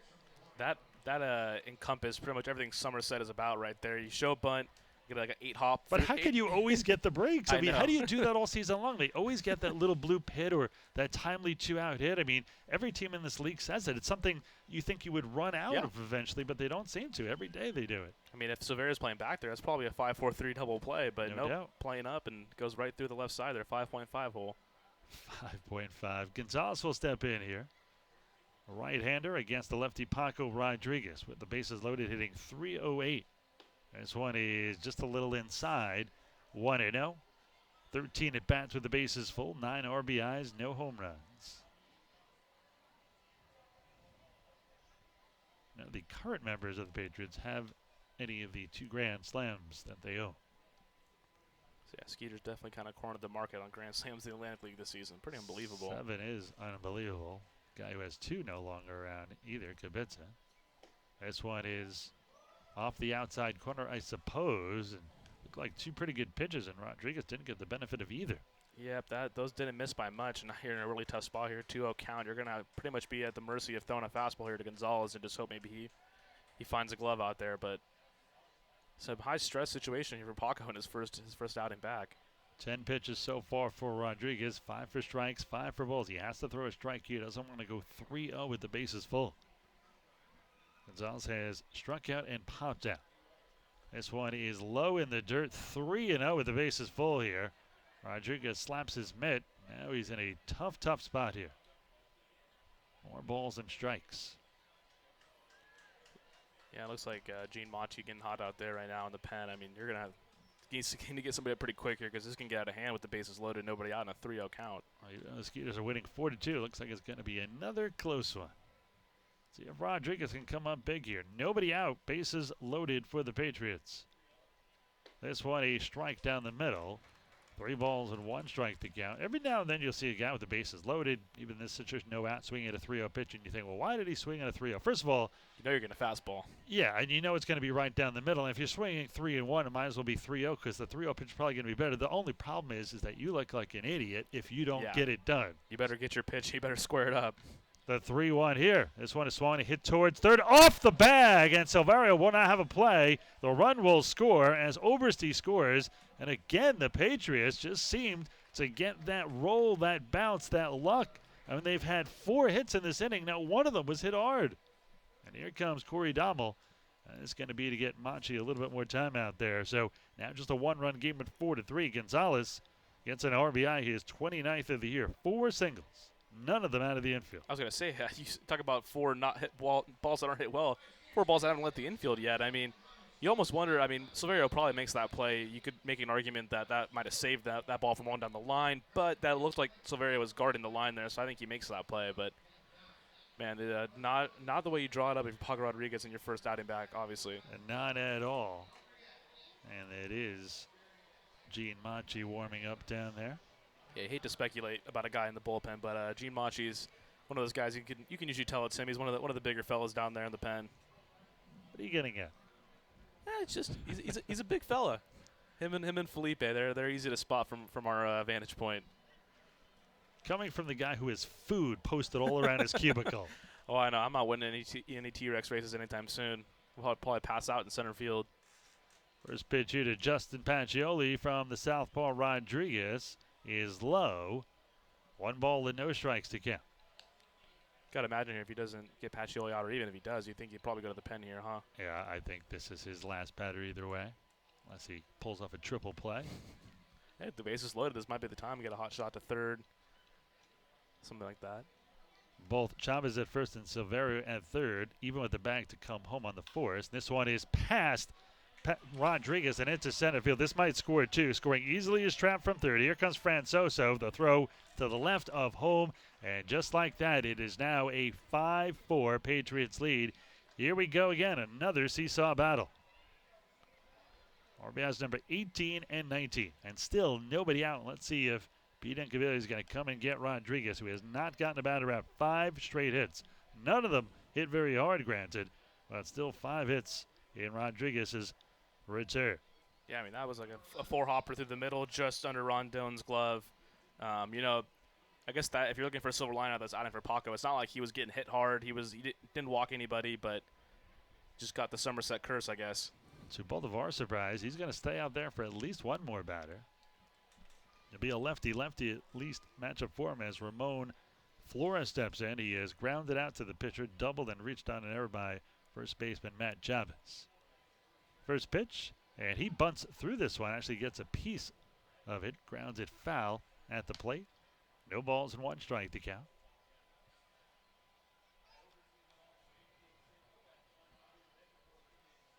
I saw this the other day, and now I can't remember. What is Paco's real name? Steven. Steven. I knew that was. Steven Francis Rodriguez. And then I remember Paco, I know you interviewed him early in the year, his younger sister, or older sister. One of the gave him the nickname, yeah. Paquito. It's Little Paco in Spanish. He's far from little, but I'm sure it was given to him when he was 5 or 6. Yeah, 6'3", in the 220, 230 range. He's a big fella out there. 3-0-1. This one is a strike down the middle. No balls and 2 strikes to count here to Flores. Obviously, the radar gun not working for the velocity, but you can kind of see he's got good 2-seam action on that fastball from here. So, looking for positive signs. Obviously, not a very positive inning, but he didn't walk anybody. Got a good movement. I think you can kind of build off that. See if we can get Good out pitch here, up 0-2. Norris, looks like he will set up inside. Nope, he's going to go outside. This one low and away, looked like a slider, 1-2. Flores came in batting .256, 3 home runs and 12 RBIs. Flores, a former Yankee product out of Venezuela, signed as a free agent by New York in 2008. He got hit in Colorado Springs for a short time before going to the big leagues with the Angels. This one is low and away. And granted, it was only 8 games, but a hitting paradise, a pitcher's nightmare. 5-4, the Patriots in front here with 3 runs in the 6th. Still nobody out. Runners on first and second. It might be the most anonymous 23-hit combined game of the season. No doubt about it. Only 1 extra base hit for the Skeeters, and that was Javier Betancourt's triple on the last half inning. The 2-2, swung and a miss. Great slider there by Paco Rodriguez. He gets the first out. I think he got the old Bronx cheer here in Sugarland. It looks like that is going to do it. Here comes Pete Incaviglia. He makes the move. So Rodriguez, a terrific pitcher, just a bad first outing in his return. He surrenders 3 runs on 5 hits, no errors, and 2 men left on base, no walks and a strikeout. We'll take a break. We'll come back. We'll tell you all about Gene Machi. A return here on the Skeeters Radio Network. Back here in just a moment. Available female is seeking a long-term relationship with someone I can depend on. For someone that I can trust and feel safe with. For someone that isn't just after me for my money. Someone who is ASC certified and can handle all my automotive needs. Christian Brothers Automotive is the perfect match for you. Located in new territory right behind the Randalls, Christian Brothers is locally owned and operated by Kelly Adams. You can trust Kelly to take the fear out of auto care. Her number is 281-242-2886 to start your new relationship today. Has your home or commercial insurance claim been denied or underpaid? At Morgan Elite Specialist Services, we know that the insurance claim process can be stressful. Our public adjusters have the experience to make this process as smooth, easy, and comfortable as possible, so you can get on with enjoying the things you're protecting. Learn more by visiting us online at messtx.com. That's MESSTX.com. Or call us today at 855-445-3404. We truly look forward to meeting you. Hi, I'm Ira Lehman, voice of the Sugarland Skeeters. Join me every Friday night to hear Skeeters baseball live on Sweet 96, Sugarland's only radio station. Listen each Friday night when the Skeeters are both at home and on the road on 96.1 FM for the Friday night game of the week. Follow the drive for the 2018 Atlantic League Championship as the Skeeters and Sweet 96 team up for the first time. Sugarland, it doesn't get any sweeter!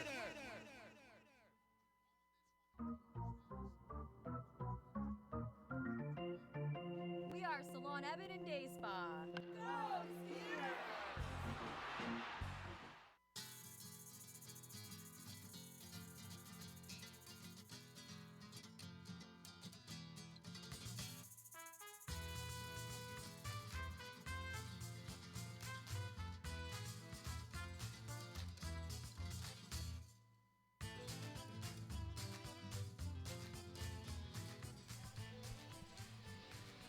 From one former Major Leaguer to another, here comes right-hander Gene Machi, the former World Series champion. Gene Machi, 6 foot, 255 pounds, the right-hander, 36 years old, Venezuelan native. Going to be making his 9th appearance with the Skeeters this season and is 1-0 without an ERA. Well, Machi will face the 3-hole hitter, Alfredo Rodriguez. Rodriguez, a boy to follow, 1 out, 3 runs in here, still runners on first and second, so Machi has some mopping up to do. Once again, a 1-run game between these two teams.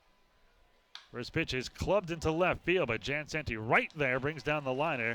Out number 1, and finally, that ball goes their way. So the hardest hit ball is an out after 5 bleeders. That's just baseball for you. Go figure. And kind of odd, too. I mean, I know it's not, like, impossible. Usually you don't see a guy come out of the, swing at the first pitch like the guy coming out of the bullpen, too. So Rodriguez jumping right on him. Well, in steps the cleanup hitter, Jace Boyd, who is 0 for 2 with 2 strikeouts, but he was also hit by a pitch and then cut down at third. Righty-righty matchup for the hard-throwing Machi. First pitch here is low and away in the dirt, scooped out by Norris. You wonder how many pass balls Norris saves over the course of a season. See, that's a sabermetric stat that they need to do. Saved wild pitches or something like that. I mean, I know they Save wild pitches and pass ball. SWPB. They have range factors, I know, for position play. I don't know if that extends to catchers as well, because I mean, you could have bad range as a catcher, but be bulletproof back there. That's true. That's very true. I just want to strike.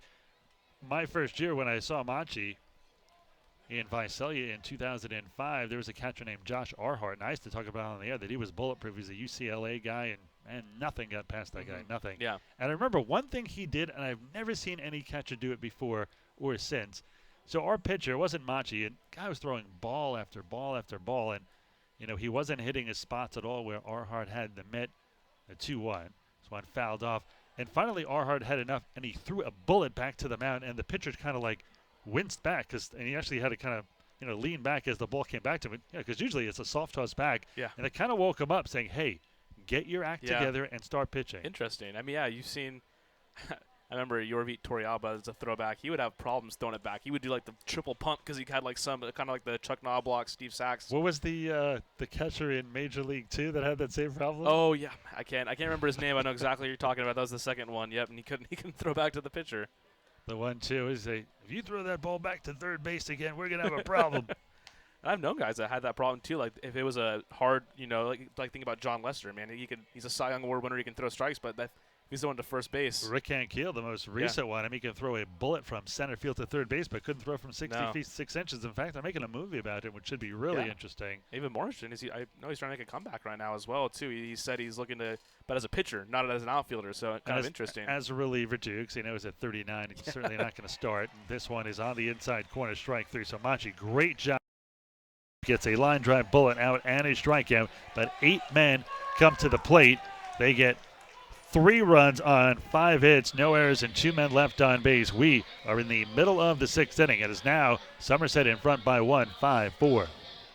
Hey, what's for dinner tonight? That's probably the hardest question we all answer every day. May I suggest La Cocina Mexican Restaurant? Dine in or take away. They have the best Mexican food in the area, and it's all handmade from scratch. Try their famous street tacos. The Fiesta Packs are unbeatable, and delivery is provided. Located at 515 FM 359, or for even quicker service or reservations, 281-238-0872. That's 281-238-0872. Sweet 96 is on the air everywhere. On the radio from our Fort Bend County Tower site located on the Grand Parkway at 96.1 FM or online at sweet96.com. Click the Listen Live link and enjoy our community programming anytime you like from anywhere in the world. Or just tap the app. Download the free TuneIn Radio app for your smartphone and search Sweet 96.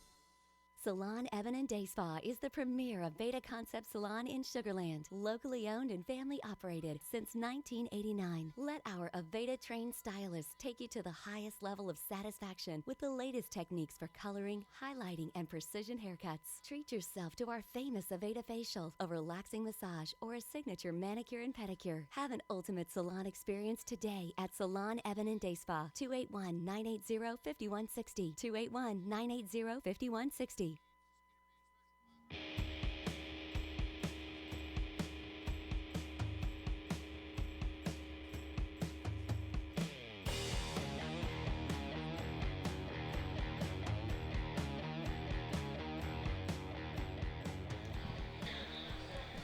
Well, Skeeters now down a run.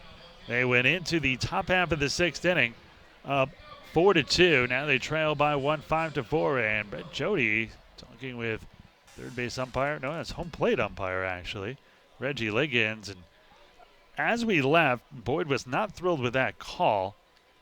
It looked like a pretty good strike to me. I don't know what you thought, but I didn't see why there was such an argument about it. Yeah, I kind of looked down just because to me it seemed like that was kind of a no-brainer. Or not a no-brainer, but definitely not something where you'd have a big contention with. But wonder there may be something a little else going on down there. Who knows?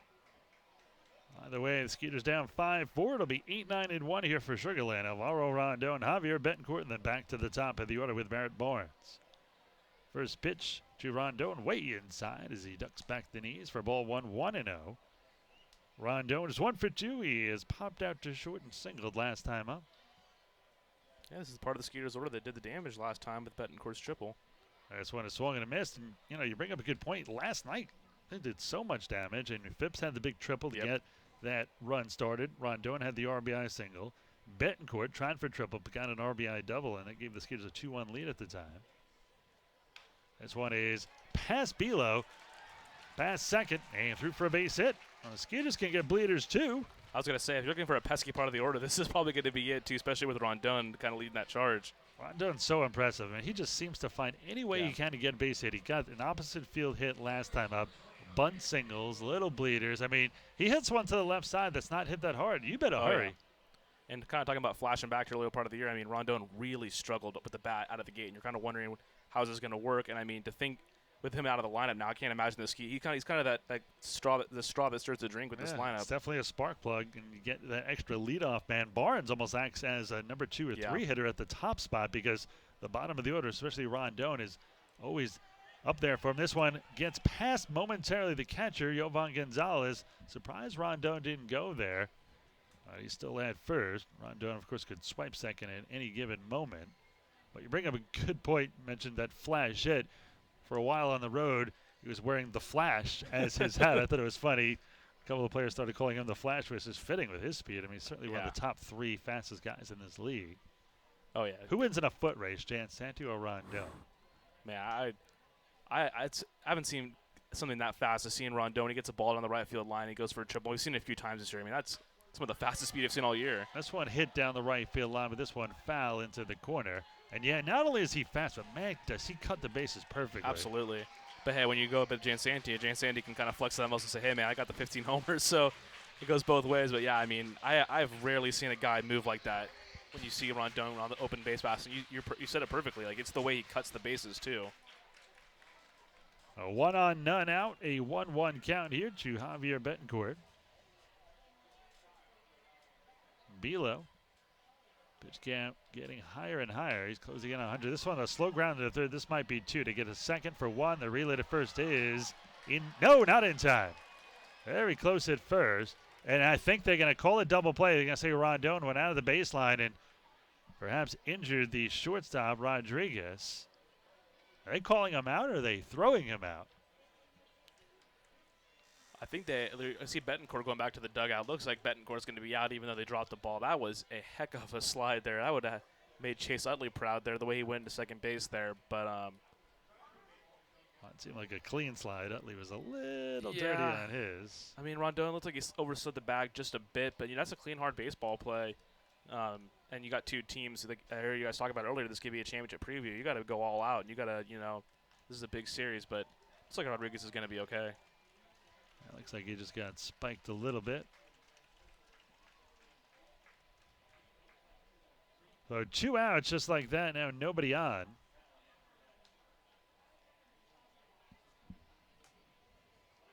Technically, they're going to call it a 5-4 put out and then a 3 unassisted. I mean, I'm putting it down as a 5-4-3 double play. 2 separate acts. I get it. I need to complicate something simple, though. Back to the top. There were Barrett Barnes, who on one swing of the bat, seems like every time he's up there with nobody on, he gets something started or gets something done with the long ball.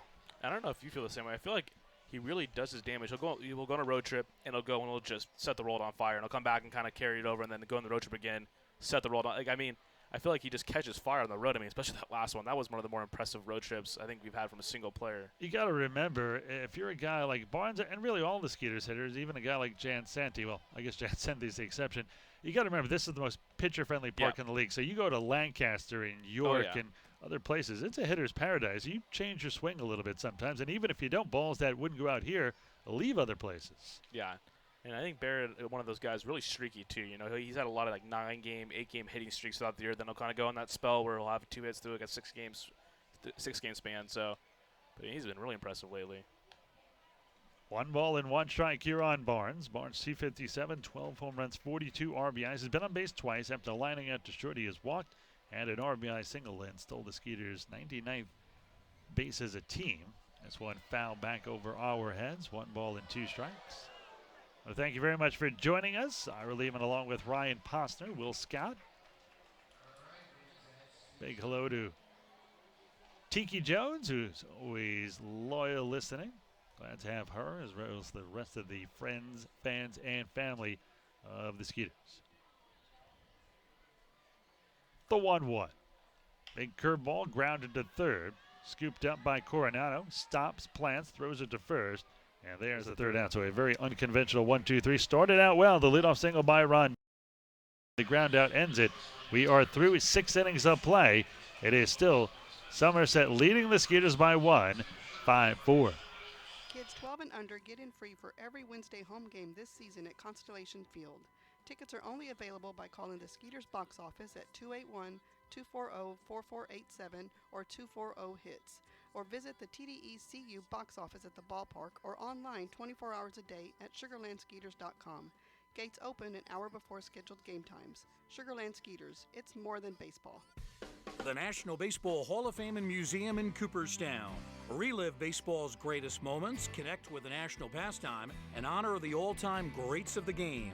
Plan your family visit today at baseballhall.org. Hey fans, come bring the family for one of the most exciting nights of the week here at Constellation Field. Firework Fridays, where we celebrate our Skeeters like it's the 4th of July. With music and a fantastic fireworks show after each and every Friday home game that's included with your ticket purchase. We'll be doing this every Friday through the entire Skeeter season, so start off your weekend with a bang. For more information, contact us at 281-240-HITS or visit us on the web at SugarlandSkeeters.com. Hi, I'm Ira Levin, voice of the Sugarland Skeeters. Join me every Friday night to hear Skeeters baseball live on Sweet 96, Sugarland's only radio station. Listen each Friday night when the Skeeters are both at home and on the road on 96.1 FM for the Friday night game of the week. Follow the drive for the 2018 Atlantic League Championship as the Skeeters and Sweet 96 team up for the first time. Sugarland, it doesn't get any sweeter!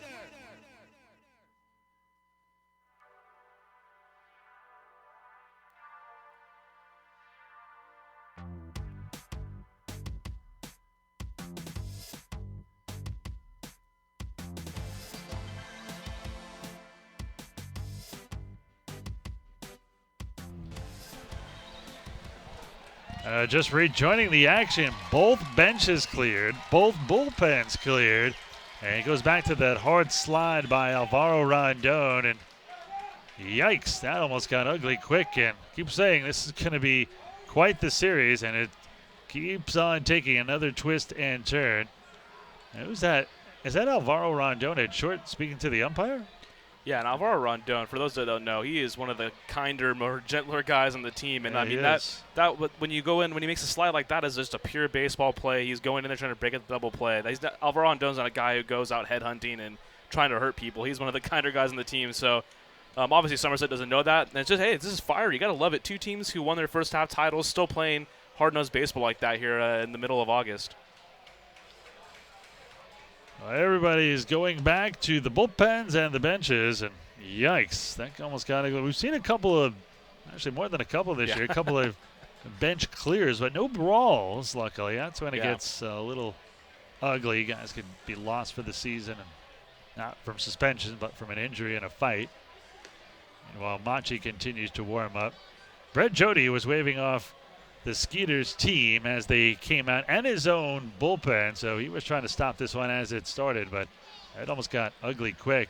Basically, the umpires are going to talk here now, and I believe they're going to see who might be tossed out of this game. I mean, nobody was throwing any punches, so I don't know that you could really throw anybody out. Nate Coronado, third baseman for the Patriots, was really kind of far out there, egging on Pete Gavilia. I wonder if they're talking maybe about him. I mean, Pete, we know his fiery spirit. He was out there on the front lines, but yeah, here comes Brett Jody. Looks like they're going to warn both warning dugouts. both benches, yep. Long series. Yes, this might be a long game. It's still only the 7th. I mean, any close brushback pitch or a hard slide, I could turn into something very, very terrible here. Let's hope the rest of this game goes well. In the meantime, the Skeeters are down 5-4. Nick Coronado, who you just spoke about, will lead it off here. Coronado, Matt Oberste, and Justin Trappez. Machi will get a few extra warm-up tosses, and home plate umpire Reggie Liggins, I think, He's keeping order here. That is the last warm-up pitch for Machi. He wants one more, even though Reggie Lincoln said last one. There we go. Action resumes. Let's see if Machi, who came in and did an unbelievable job. Paco Rodriguez, a rough outing, led 5 straight hits, 3 runs. Well, then he came in and Machi got a line out to left as Anthony Jancenti brought down a hard hit line drive, and then he struck out Boyd, which to me is where this thing started. Boyd was not thrilled, and no. Some guys came out, and then the hard slide by Rondon, and maybe they felt they weren't getting the fair end of calls. Although, I mean, that they did call Betancourt out at first, so it wasn't like it went unnoticed. It was obviously a hard slide, but yeah, gotta love the fire. Mid-August, 2 teams that already have playoff spots clinched. Both teams could legitimately win the second halves in their respective divisions as well. First pitch is a strike on the outside corner. Right now, Somerset a half game back of the hard-charging Ducks, who seem to have come out of nowhere. They got some help in their bullpen, but really the same starting staff. And I mean, they lost Bennett Perry as well. The lefty who came in here struck out 14 guys in a little over 6 innings of work. A little help offensively. Taylor R. This one swung and a miss. Oh, yeah, he's been great for them. And he's been with the Ducks before. Perhaps that was a big boost. Lou Ford with the Player of the Month in August. He was unconscious for that, or Player of the Month for July, rather. Sorry. 420, 6 home runs, 28 RBIs for Ford. Thought Courtney Hawkins had that wrapped up until you looked at the numbers of Ford. The 0-2, swung and a miss, strike 3. And now the Skeeters crowd really getting into this one. Second strikeout for Machi, and with 1 out and none on, Matt Oberste will step in. He has struck out, lined out to right, and had an infield single and scored.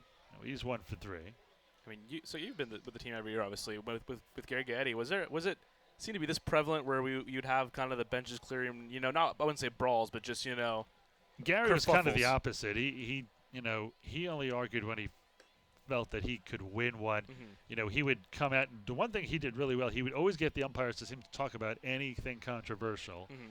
But, unless something was just blatantly wrong, he wouldn't come storming out of the dugout.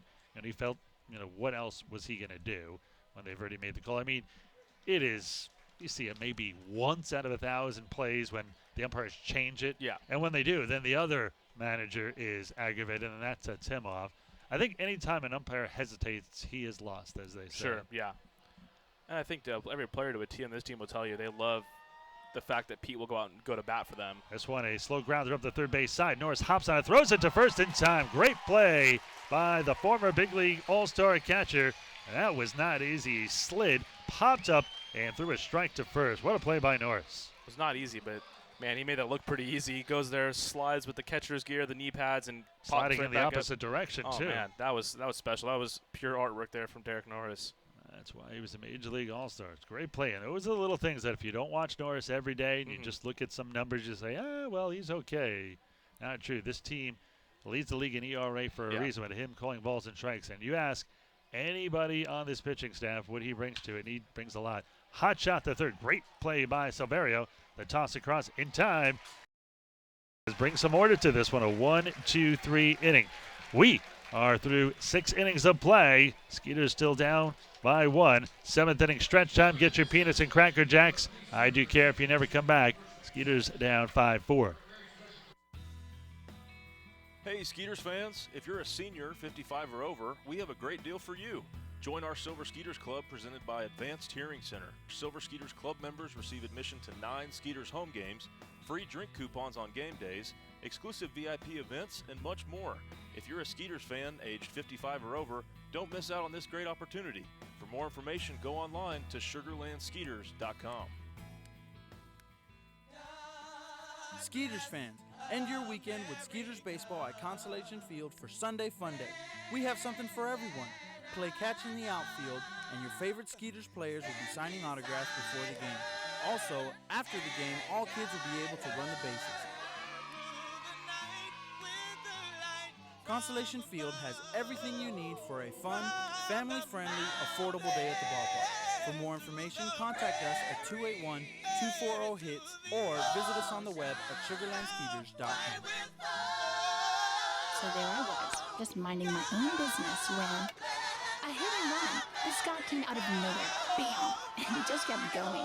Thankfully, Texas Farm Bureau Insurance was there with the right auto coverage for how and where I drive. So I was on my way in no time to witness the hit and run that really mattered.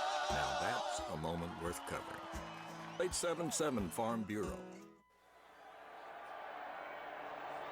Let me hear ya! Going loud!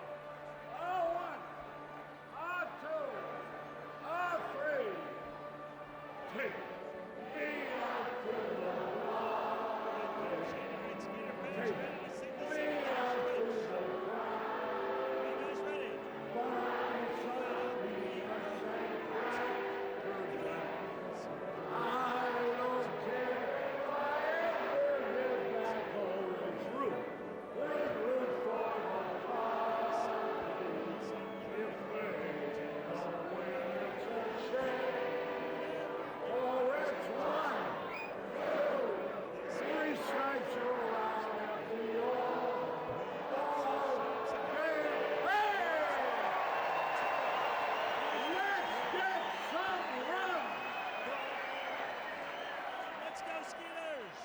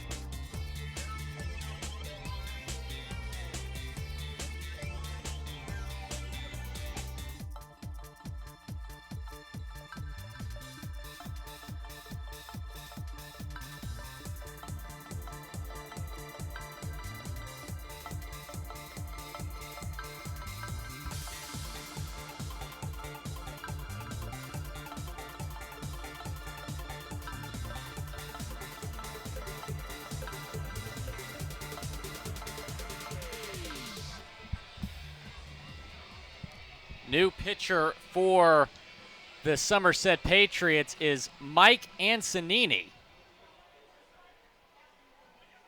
He is 6'3", 210 pounds. He bats right, throws left this season for Somerset. He's 3-2, a 1.19 ERA, 44 strikeouts and 37 2/3. He'll face 2, 3, and 4. The Skeeters down 5-4. Anthony Jansanti to start it.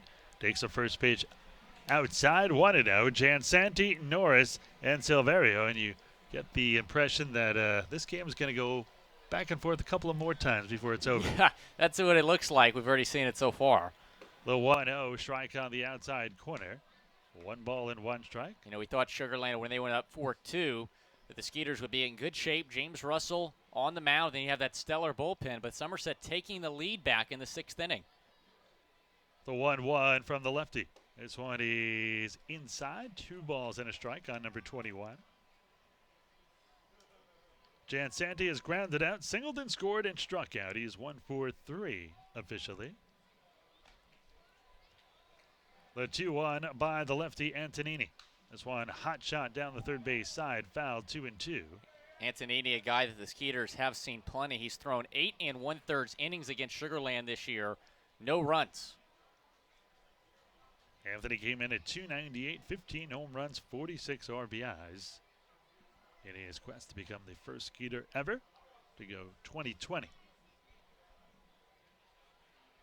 Already got the 20 steals, looking for the 20 home runs. The 2-2 swung on, fouled off to the right side. Count remains 2 balls and 2 strikes.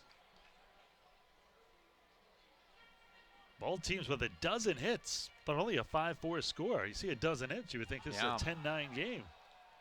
And normally, you see, both teams with 12 hits. One might have 4 or 5 runs, and the other might have 10. But in this case, just a 5-4 game. Was that Red Sox score last night? 19-12? Yeah, just about. Wasn't even in Fenway. This one is hit into right a liner, but it's going to hang up.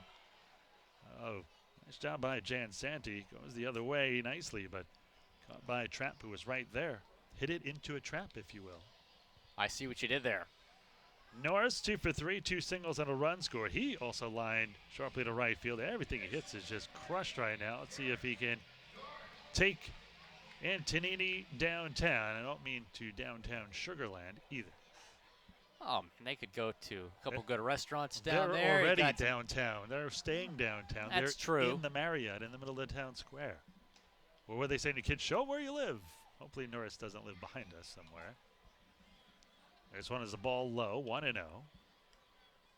So very impressive as race to Rex. Wow, you got it done, boy. Who says that was me out there? Me? As me and Ryan were talking about it. The 1-0. This one is hit high in the air to center field. Pacioli, the center fielder, under it, coming in a few steps now to his right.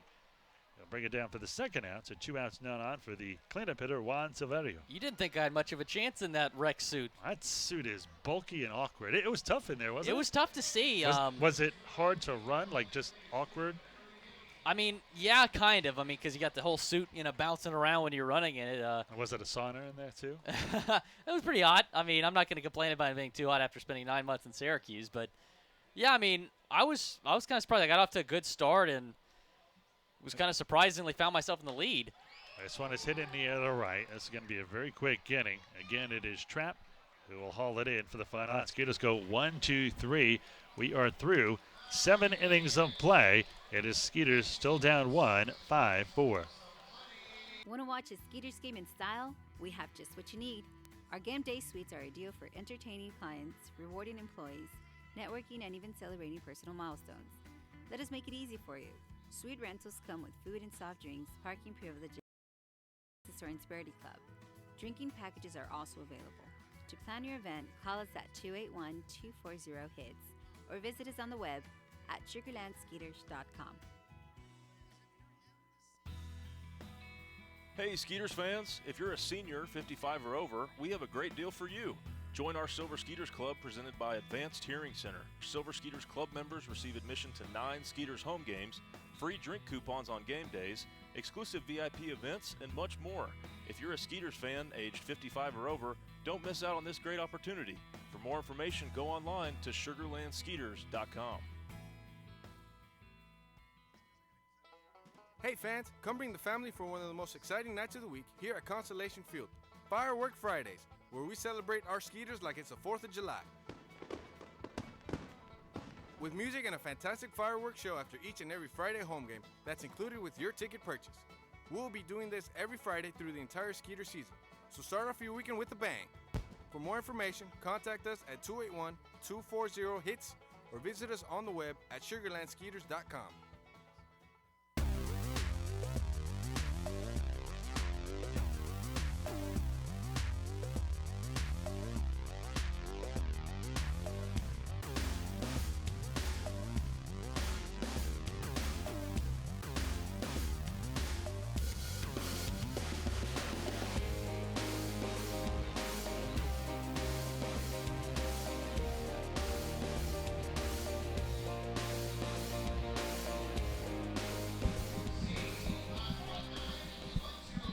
Austin Adams on the mound again for Sugarland. He threw a scoreless inning in last night's win. This season, the 5'11", 200-pound righty is 2-0, a 2.58 ERA in 26 games.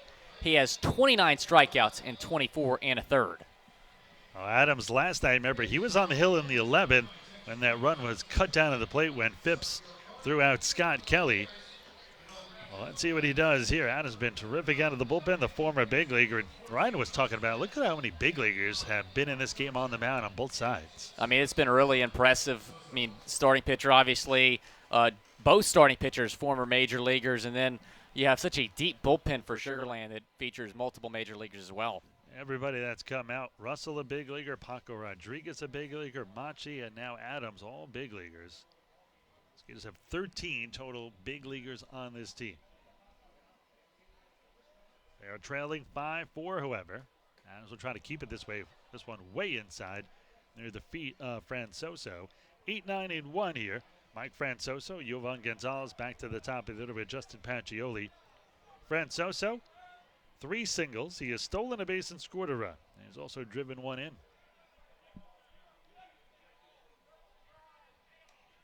He spent 2016 and 2017 with the Rockland Boulders of the Can-Am. Rockland, New York. This one swung and missed. 1 ball and 1 strike to count. Might be a little far from you from Syracuse. Yeah, I don't think it's that close. Is it, where's Rockland? Is that fairly close to New York City? No, it's kind of just outside of the city, about an hour outside as you go Okay. upstate New York. Adams gets the sign here from Norris. They're going to set up away, and the 1-1. Swung and miss, 1-2. For Rockland last season, he had 272, 4 homers, 38 RBIs. Was 3rd in the league with 30 stolen bases. Francoso came in at 285 with a pair of home runs and 34 ribbies. He's just 161 his last 10 games. Kind of struggling coming in, but 3 for 3 tonight, so perhaps breaking out of his slump. Left-handers, Adams, who a 190 average here, and looks like it's going to be low. Strike 3. Painted the black there. That is now 7 straight retired by Skeeters pitchers. And they have not walked a batter. In fact, there's only 1 walk in this game by Barrett Barnes. That's it for both teams. This is just very well pitched. These guys strike out a lot of batters. They don't walk a lot of batters. But 24 combined hits, 12 on each side allowed. So 1 out, none on Jovan Gonzalez. The catcher will step in here. Gonzalez has struck out, popped out to second, had an RBI single last time up. First pitch hit in the air to center. Barnes going back, seems to have a beat on it. He does. Hauls it in for the second out. A hard hit by Gonzalez. 2 outs now. We go back to the top of the order with Justin Pacioli. You know, we talk about how good the Skeeters pin is and how they're pretty much going to guarantee Sugarland a win if Sugarland has a lead. But on the other side of it, they're going to keep Sugarland in a game if the Skeeters are trailing, and that's exactly what this pin has done these past 2 innings. That's a good point. When you have the best offense in the league, you can stay around. Anything can happen. We saw it last night, so see what they do here. Only down 1-5-4. Still have 2 more cracks at it. Pacioli came in batting .260, no home runs, 17 RBIs. A righty-righty matchup here for Adams. This one is a strike. No balls and 1 strike to count. Spent time in the big leagues with the Cleveland Indians from 2014 to 2016. Over parts of 3 seasons, 2-0 with a 6.29 ERA. Drafted by Cleveland in the 5th round in 2009. The 0-1. Swung and missed 0-2.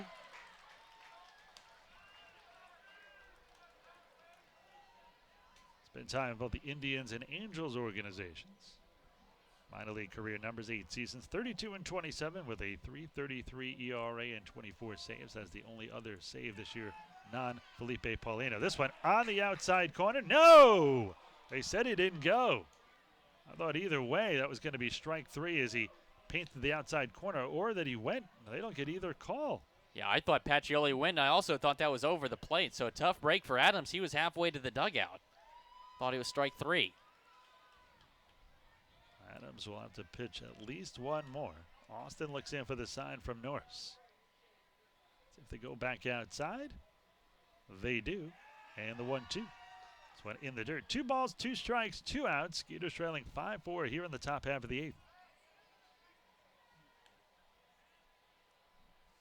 Tomorrow in Game 3, it'll be a matchup of the Skeeters' Matt Sergey, the Atlantic League Pitcher of the Month, against right-hander Kyle Davies, the former big leaguer. Davies spent time with the Royals. The 2-2. Swung and fouled off to the right side. And, you know, over these last 2 games, I don't know if we've heard a crowd this loud. Just 2 great games so far. Yeah, you know, the crowd understands that, you know, Somerset is, you know, definitely considered a rival, and Skeeters have struggled against Somerset these past couple years. And, you know, I think the fireworks between innings, this last inning, also contributed to that. You know, the crowd kind of getting into that as well. More fireworks than the post-game show last night. This one fouled up deep down the right side, so that non-strike 3 call has cost Adams 3 more pitches here, and number 4 on the way. me Yankees, Red Sox, UT, Oklahoma. Throw them all aside for Skeeters, Patriots. That's what I'm saying. Sports Radio 610 was here hyping this up earlier today. I mean, the town knows. 2 balls, 2 strikes, 2 outs. Let's see if they try to jam him inside here. They've gone outside 3 straight pitches. Norris does set up inside, and this one is low and in. That one off the shin guard of Norris. Goes to on-deck hitter Ramon Flores. Now a full count, 3 balls and 2 strikes. So fill me in, Ira. I was in the dinosaur suit. I kind of missed the fireworks. How did that transpire? Well, Rondon tries to break up the double play, and it was a clean play. He went into and unfortunately spiked the shortstop, and then between innings, the benches and bullpens cleared, but no fists were thrown, luckily. Payoff pitch. Swung it, hit in the air to right center field. This might fall in, and it will. Phipps will field it on a hop. He drops it. He'll get it into second. A 2-out single here. And again, those pesky Patriots seem to keep an inning alive somehow. Ramon Flores will step in. He has grounded out, doubled, reached on an error, and struck out. That's kind of a tough break for Adams because, he was walking off the hill, thought he had strike 3 on the 1-2 pitch, and then he has to, kind of mentally get back into it, knowing that probably should be back in the dugout, but hopefully he can retire Flores right here. Well, Flores will step in here. Skeeters are trailing 5-4. Flores was in a pretty big trade in 2015 with the Mariners. Mariners traded Dustin Ackley to the Yankees for Jose Ramirez and Flores, and then he was traded in that winter by the Mariners. They traded Flores to the Brewers for Luis Sardinas.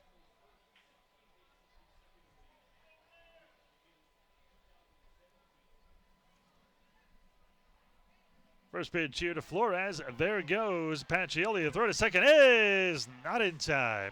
Good throw. Rondon had a sweep tag, and as he reached back, Pacioli was already past him, and that is now the 132nd steal for this team. This is very close. I'm going to tell you there's a 1% difference, but who do you think, even though the Patriots have more stolen bases, who do you think has the better stolen base percentage? I would say Sugarland. Well, Patriots have a 79% success rate. Skeeters 78. Very, very close. Wow. This one, a check swing, misses inside. 1 ball and 1 strike to count. And the reason I said Sugarland is because, you got 2 guys, Giansanti and Rondon, above 20 stolen bases. And then, guys like, I know Courtney Hawkins is in Cincinnati right now, but even he had a perfect percentage on stolen bases, as well as Derek Norris, 2 guys you wouldn't really think about. 5-0 for Norris. That was, by the way, was the 25th steal for Pacioli, and this one is sent down the left field side, but way foul. 1 ball and 2 strikes, 2 outs, 1 on. Again, the Skeeters leading 5-4 here in the top of the 8th. Looking towards the bottom of the 8th, Skeeters will have 5, 6, and 7. Chavez, Cordero, and Phipps. You'd like to get something done there, so at least the top of the order would be at bat in the 9th if you're still down. That missed strike 3 call has really extended this inning for Adams, unfortunately. Not his fault. The 1-2. This one on the inside corner, strike 3. Gets the call this time, and now Flores is upset. That evens it out a little bit if you ask me, but that will do it. No runs, 1 hit, no errors, and 1 man left on base. Bottom of the 8th, Skeeters will try to tie it up or take the lead when we bottom half of the 8th inning. They're down 5-4. Spring Free Trampoline. The perfect way to go outside and be active. Your family will enjoy the thrill of a trampoline that keeps them safe and engaged all year long, right in your backyard. Visit us in Katy or online at www.springfreetrampoline.com. Smart in safety, smart in quality, smart in innovation. Spring Free Trampoline. Hey, what's for dinner tonight? That's probably the hardest question we all answer every day. May I suggest La Cocina Mexican Restaurant? Dine in or take away. They have the best Mexican food in the area, and it's all handmade from scratch. Try their famous street tacos. The Fiesta Packs are unbeatable, and delivery is provided. Located at 515 FM 359, or for even quicker service or reservations, 281-238-0872. That's 281-238-0872.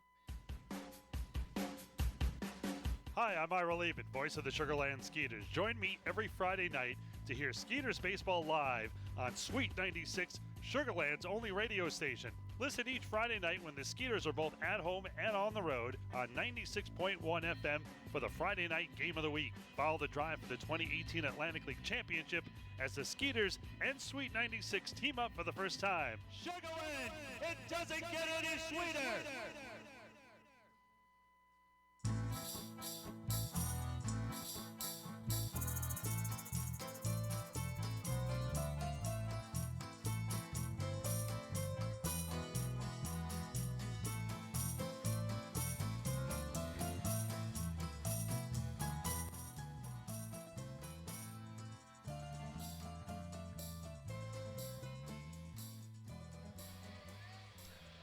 This is a nice game. 5-4 here in the bottom of the 8th inning. Skeeters trying to tie it up and take the lead. Mike Antonini still on the hill, and he's going to look to try to set up Ryan Kelly, who was 5th in the league in saves with 15. So we'll see if the Skeeters can wreck that theory. 4 in a row retired by Patriots pitching. First pitch here, a strike, 0-1. Chavez, Cordero, and Phipps, 5, 6, and 7 here in the bottom of the 8th. Chavez with an RBI single, line sharply to center, and then line to first to his counterpart last time up. The lefty kicks, deals, and the 0-1 is high. 1 ball and 1 strike to count. I loved Chavez. I asked him about that routine on a pregame show about a month ago, and I said, what is with that routine, touching the helmet and pulling the gloves tight every time in the belt? And he goes, it's just a routine, so I feel I'm set. And he goes, I know it disrupts the pitcher, but too bad. This one is low and in. That'll run the count to 2 balls and a strike here on Chavez. Well, whatever he's been doing, it's been working. He's having a career year, so don't change anything, Chavi. Keep it up. Chavez back into the box here. Yeah, Antonini, a quick worker, so that probably annoys him a bit. This one on the outside corner for a strike, 2-2. I don't think if Chavez's glove was cutting the circulation off in his hands, it would be tight enough for him. See if Chavez can get on. They're playing no doubles here with Coronado guarding the third base line. This one sent down the right side, but that one foul onto the concourse. Count remains 2 balls and 2 strikes. It's great to have guys that can hit from the top of the order to the bottom of the order because, even though Sugarland's trailing right now and they have the 5, 6, 7, and 8 hitters due up, you still got a really good chance to get some runs in. All guys are very capable of getting some big hits. Antonini gets the sign, winds and deals the 2-2. Swung and hit in the air to left. This is a bullet. Will it get over the head? No! A leaping catch by Ramon Flores. I didn't think that was going to leave, but I thought he had a shot to get it over Flores' head. A leather line drive bullet, but caught by Flores. Now the Punisher, Mark Haynes, warming up in the Skeeters bullpen. Albert Cordero will come in here with 1 out and none on. Cordero has struck out, had an infield single, and grounded out the third. When that ball left the bat, Ira, I thought that was for sure an extra base hit.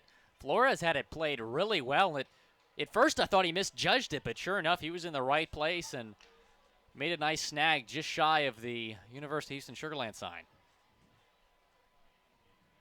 Well, in steps Cordero, the switch-hitting DH, batting here from the right side against the southpaw Mike Antonini. First pitch is high, 1-0.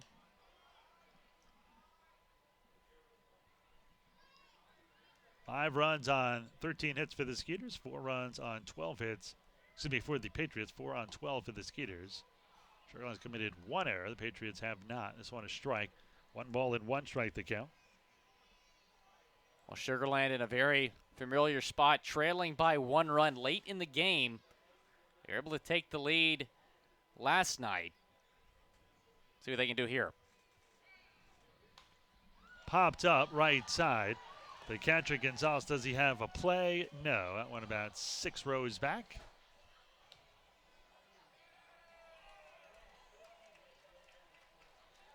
Your aunt and uncle? Oh, my dad almost got a foul ball. Your dad? Wow. It was close. Maybe he doesn't have the cat-like reflexes of the Rex, but 1 ball and 2 strikes here on number 3, Albert Cordero. Skeeters need a base runner here. They still have 5 outs to work with.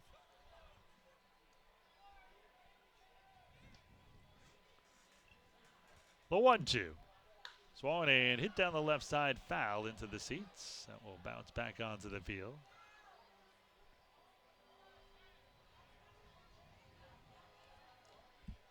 Yeah, look for Cordero, a really smart hitter, just to keep fouling him off until he gets the right pitch here.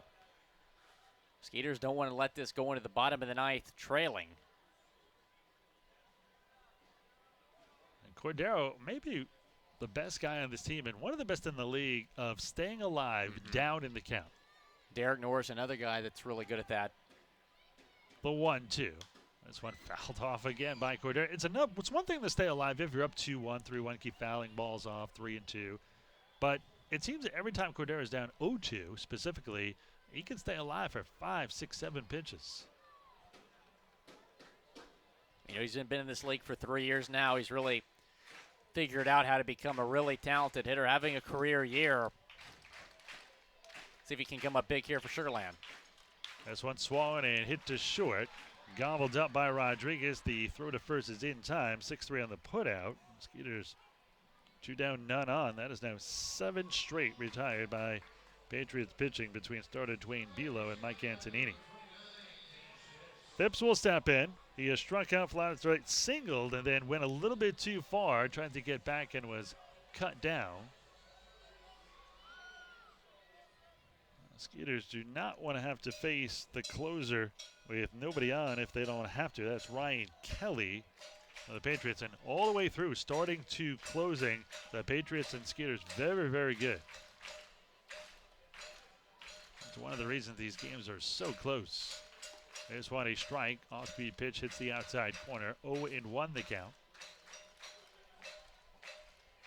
I think we need more cowbell. More cowbell's always a good thing. You never have too much cowbell. 22 pitches now for Antonini, 16 of them for strikes. You know, Mississippi State, at all their sporting events, they have that little cowbell. Well, that's huge in hockey in every arena, pretty much. The 1-1. That's one, a strike on the outside corner, 1-2. Mississippi State, I don't know if you've seen pictures of their baseball stadium, but it's very, very neat. Very unique. Well, you got to remember the former Skeeter and all-star legend Rafael Palmeiro. Mississippi State won the Triple Crown there. That's quite a feat in college, the Triple Crown. The 1-2. That's one high and tight. And Pete Incaviglia with that monster junior season where he hit 48 home runs, 142 RBIs, and hit over 400. Didn't win the Triple Crown, so not an easy thing to do. And you're talking about one of the best college baseball players of all time, Pete Incaviglia, and put up monster numbers, but Triple Crown's very, very tough to win. The 2-2. This one swung and a missed, strike 3, and that will do it. 2 innings, now 8 in a row retired by Patriots pitching. Top of the 9th when we get back. Skeeters will try to keep the Patriots at bay and then try to win it again in walk-off fashion at the bottom of the 9th. Come back for the 9th inning when we return. Skeeters down 5-4. Available female is seeking a long-term relationship with someone I can depend on. For someone that I can trust and feel safe with. For someone that isn't just after me for my money. Someone who is ASC certified and can handle all my automotive needs. Christian Brothers Automotive is the perfect match for you. Located in new territory right behind the Randalls, Christian Brothers is locally owned and operated by Kelly Adams. You can trust Kelly to take the fear out of auto care. Her number is 281-242-2886 to start your new relationship today. Hi, I'm Ira Lehman, voice of the Sugarland Skeeters. Join me every Friday night to hear Skeeters baseball live on Sweet 96, Sugarland's only radio station. Listen each Friday night when the Skeeters are both at home and on the road on 96.1 FM for the Friday night game of the week. Follow the drive for the 2018 Atlantic League Championship as the Skeeters and Sweet 96 team up for the first time. Sugarland, it doesn't get any sweeter! Has your home or commercial insurance claim been denied or underpaid? At Morgan Elite Specialist Services, we know that the insurance claim process can be stressful. Our public adjusters have the experience to make this process as smooth, easy, and comfortable as possible, so you can get on with enjoying the things you're protecting. Learn more by visiting us online at messtx.com. That's MESSTX.com. Or call us today at 855-445-3404. We truly look forward to meeting you. Hi, I'm Kim Holstead with Coldwell Banker United Realtors in Sugarland. Go Skeeters!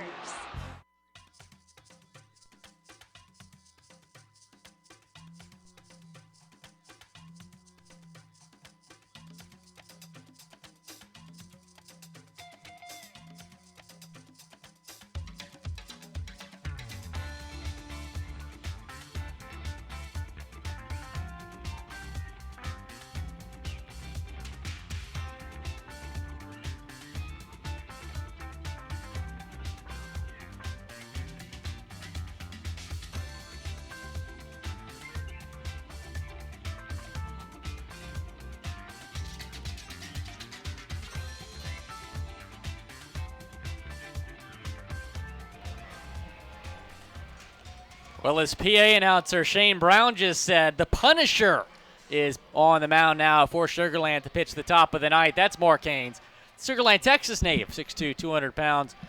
He is right-handed this season for Sugarland. He has been great. 1-0, a 1.03 ERA in 9 games, 10 strikeouts in 8 2/3. Well, the Punisher will face 3-4-5, but the Skeeters trailing 5-4. Alfredo Rodriguez, Jace Boyd, and Nate Coronado.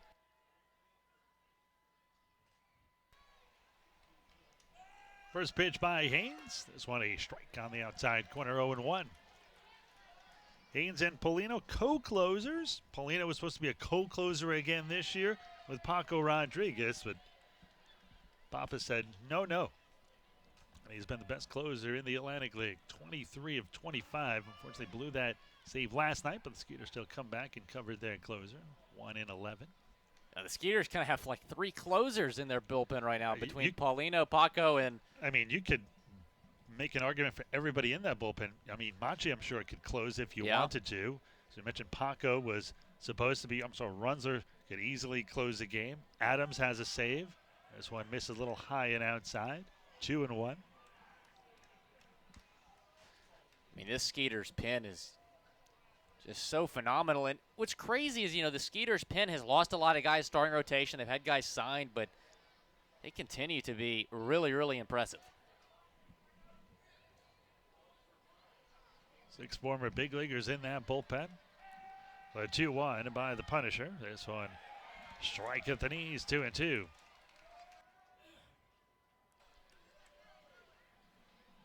Rodriguez, a University of Maryland product. Senior season in Maryland, he had 294 with 34 RBIs in 56 games. Haynes gets the sign from Norris. He's going to set up outside, and the 2-2. Swung and grounded toward short. Rondon has it to his left, takes a few steps, fires it to first in time, and there's one away. 6-3 on the putout.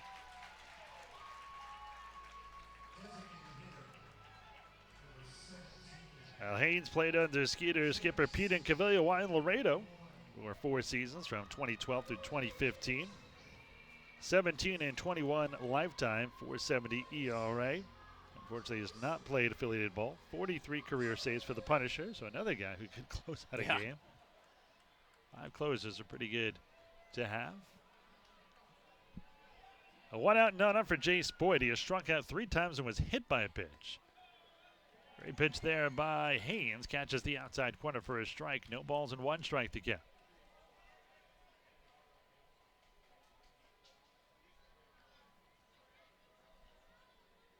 See if they go back outside here on Boyd. Norris actually moves inside, and this one is in the dirt. 1 ball, 1 strike, 1 out. Skeeters trailing by 1 here to the Patriots, 5-4. Boyd was originally drafted in the 19th round by the Rangers out of Tate High School in 2009.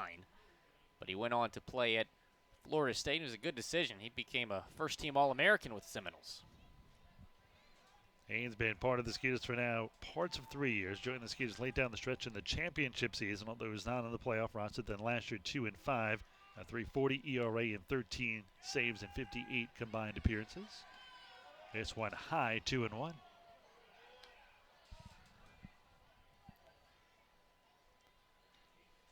Boyd played with Oberste in the Mets organization, actually roommates in Binghamton. So Oberste, when Boyd sent him a text a couple weeks ago saying he might be coming to Somerset, Oberste was very excited because he's still new to the team, didn't know a lot of guys, but him and Boyd are reunited.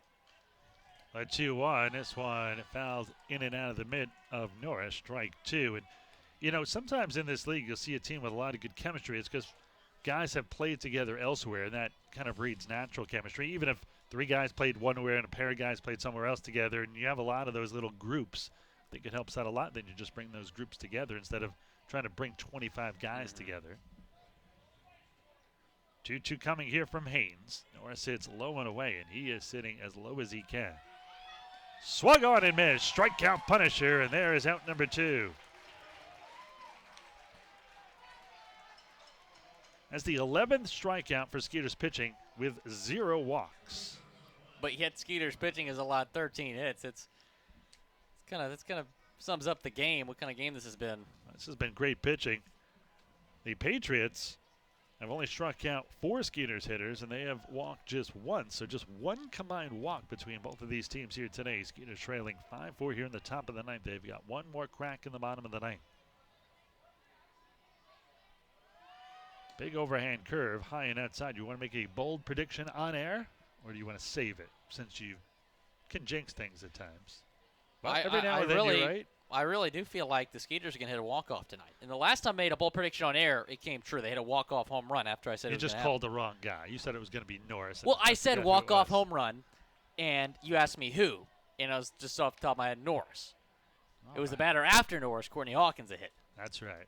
So had you not made me go even further into my prediction. Hey, you need to be detailed as a broadcaster. Well, this time I'm not saying who's going to hit the walk-off. Because last night it looked like it was going to be Jan Santee, and then they intentionally walked Norris, and then Silveria was the one that ultimately got it done. 2-0 here from the Punisher to Coronado. Was kind of in the middle of that bench-clearing event. 3 balls and no strikes. But I do think it's really important for the Skeeters to get the first runner on. I feel like that really hurts your chances to, come back if you don't get the first runner on. Well, you have that extra leadoff hitter. Ron Doan is the leadoff man. Yeah, then Betancourt and Barnes. So really 3 potential leadoff type guys. This one is strike 3-1. If you can turn that order over, you got a shot. Because then the big bats and Jan Santee and Norris and Silverio, all who can. If Rondon gets on, they'll probably bunt him over, and then Barnes will probably, try to drive in the. And all 3 of those guys have power, too. It could be a walk-off home run. Barnes with 12, Jan Santee with 15, Norris with 9. The 3-1 here by Haynes. This one is strike down the middle. That'll run the count full 3-2. Haynes right now 14 pitches, 7 for strikes and 7 for balls.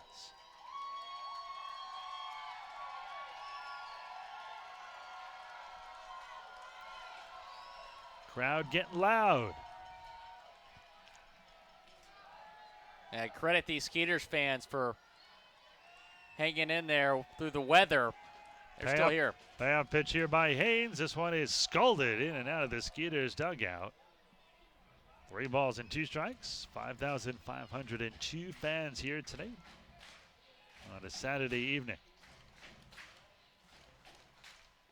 See what the temperatures drop down to. All the way down to 80. We'll be in the high 70s later tonight. Look out. Wow. Summer's leaving us quickly, and so is Will Scout. Oh, man. I know, and that's sad. School's out for summer, no law. Excited to go back, or wish it was a little later? Or? Yeah, I wish I could stick around here a little bit more for sure. We can't have that. But I know you are dying to get me out of here. Not true. I just like bothering you. Payoff pitch by Haynes. Swung and fouled off again. But we'll see. I might come down for the championship series, which very well could be in Somerset, New Jersey. That's true.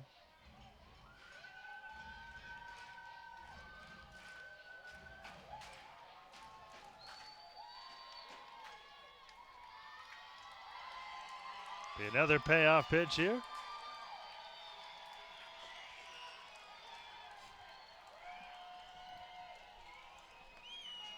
The 3-2 by Haynes. Swung on, popped up. Bencourt has it measured at second. Comes in a few steps and hauls in it. Great job. Haynes, the Punisher, gets a 1-2-3 inning. Last chance for the Skeeters. We'll see if they can come back with another walk-off win for the second night in a row when we come back. Skeeters trailing 5-4. Every Saturday home game at Constellation Field will feature a giveaway or a post-game concert for fans in attendance. Giveaway nights include such items as hats, Swats and Star Wars bobbleheads, a Tracy McGrady bobblehead, and much, much more. While the post-game concerts feature artist 80s sensation The Spasmatics, country bands with Roger Krieger and Jack Ingram, and even a Jimmy Buffett cover band. For a full lineup, visit SugarlandSkeeters.com for more information. Sugarland Skeeters, it's more than baseball. Hey, what's for dinner tonight? That's probably the hardest question we all answer every day. May I suggest La Cocina Mexican Restaurant? Dine in or take away. They have the best Mexican food in the area, and it's all handmade from scratch. Try their famous street tacos. The Fiesta Packs are unbeatable, and delivery is provided. Located at 515 FM 359, or for even quicker service or reservations, 281-238-0872. That's 281-238-0872. Spring Free Trampoline. The perfect way to go outside and be active.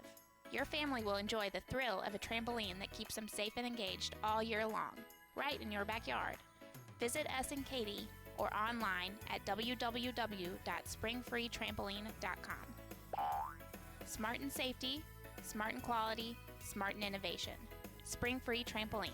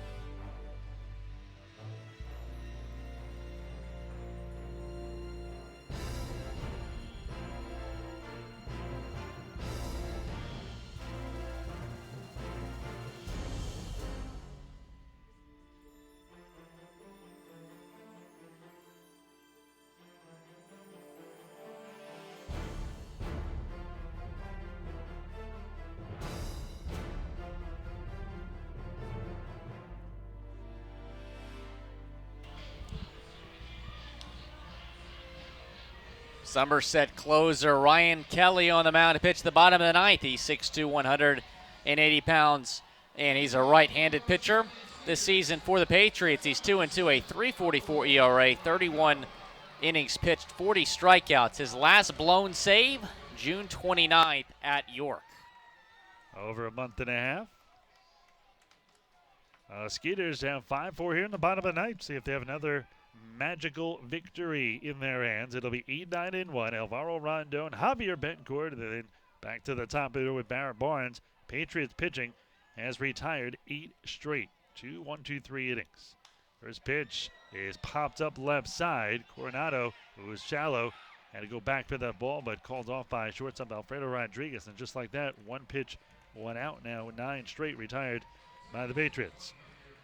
Well, with 1 out and none on, Javier Betancourt will step in.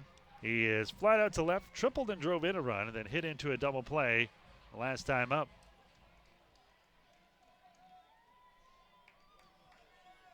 Kelly has 15 saves on the season. He is 5th in the league in that category. Of course, first is Felipe Paulina.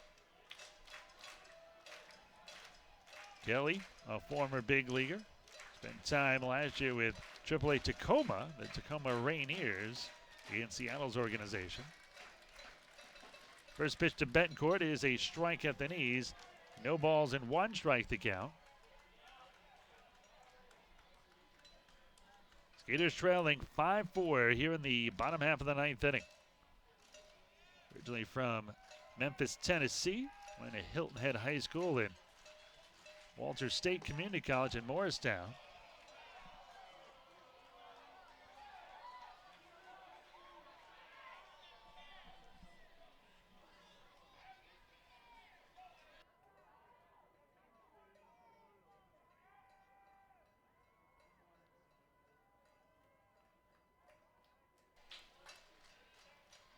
Drafted originally by the Pirates, Kelly, in the 26th round in 2006. 3-0-2 to Betancourt. This one a little bit low and away. Kelly thought he had strike three. A 1 ball and 2 strikes to count.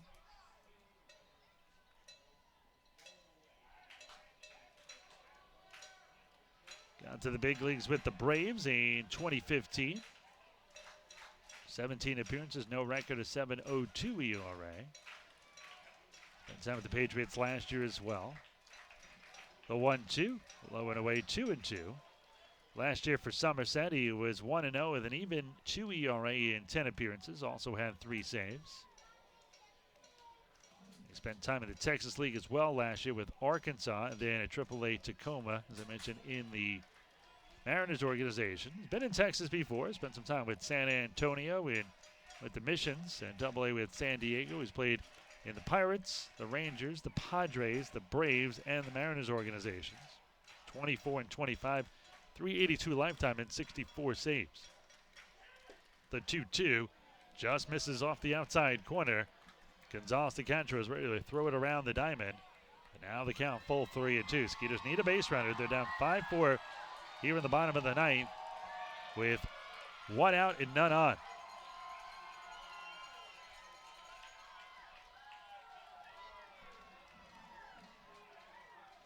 Betancourt has to be selective here. They set up outside. The 3-2. Swung and chopped foul at the plate. Count remains full. Get it bat here by Betancourt. He will see at least 7 pitches. Javier came in and even 200. No home runs and 8 RBIs, but he's starting to catch fire. He's a big part of that rally yesterday. Second straight 1-run game. I don't know how the Patriots do, but every night it seems like they play a 1-run game and they win more than they lose.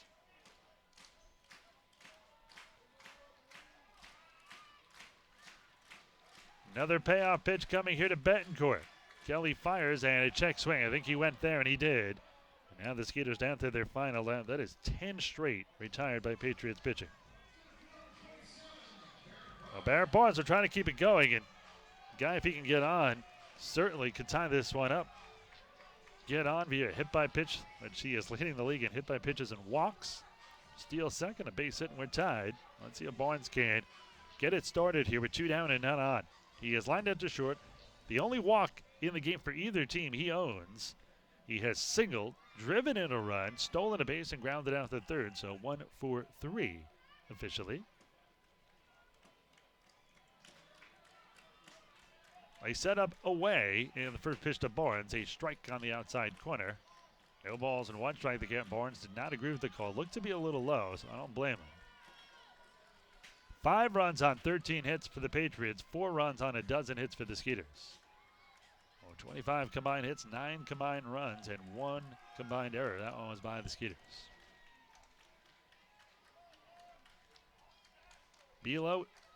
Kelly, 8 pitches, 5 for strikes, 3 for balls. It was Belo who started this one, then Mike Antonini. 2 great innings to set up Kelly here.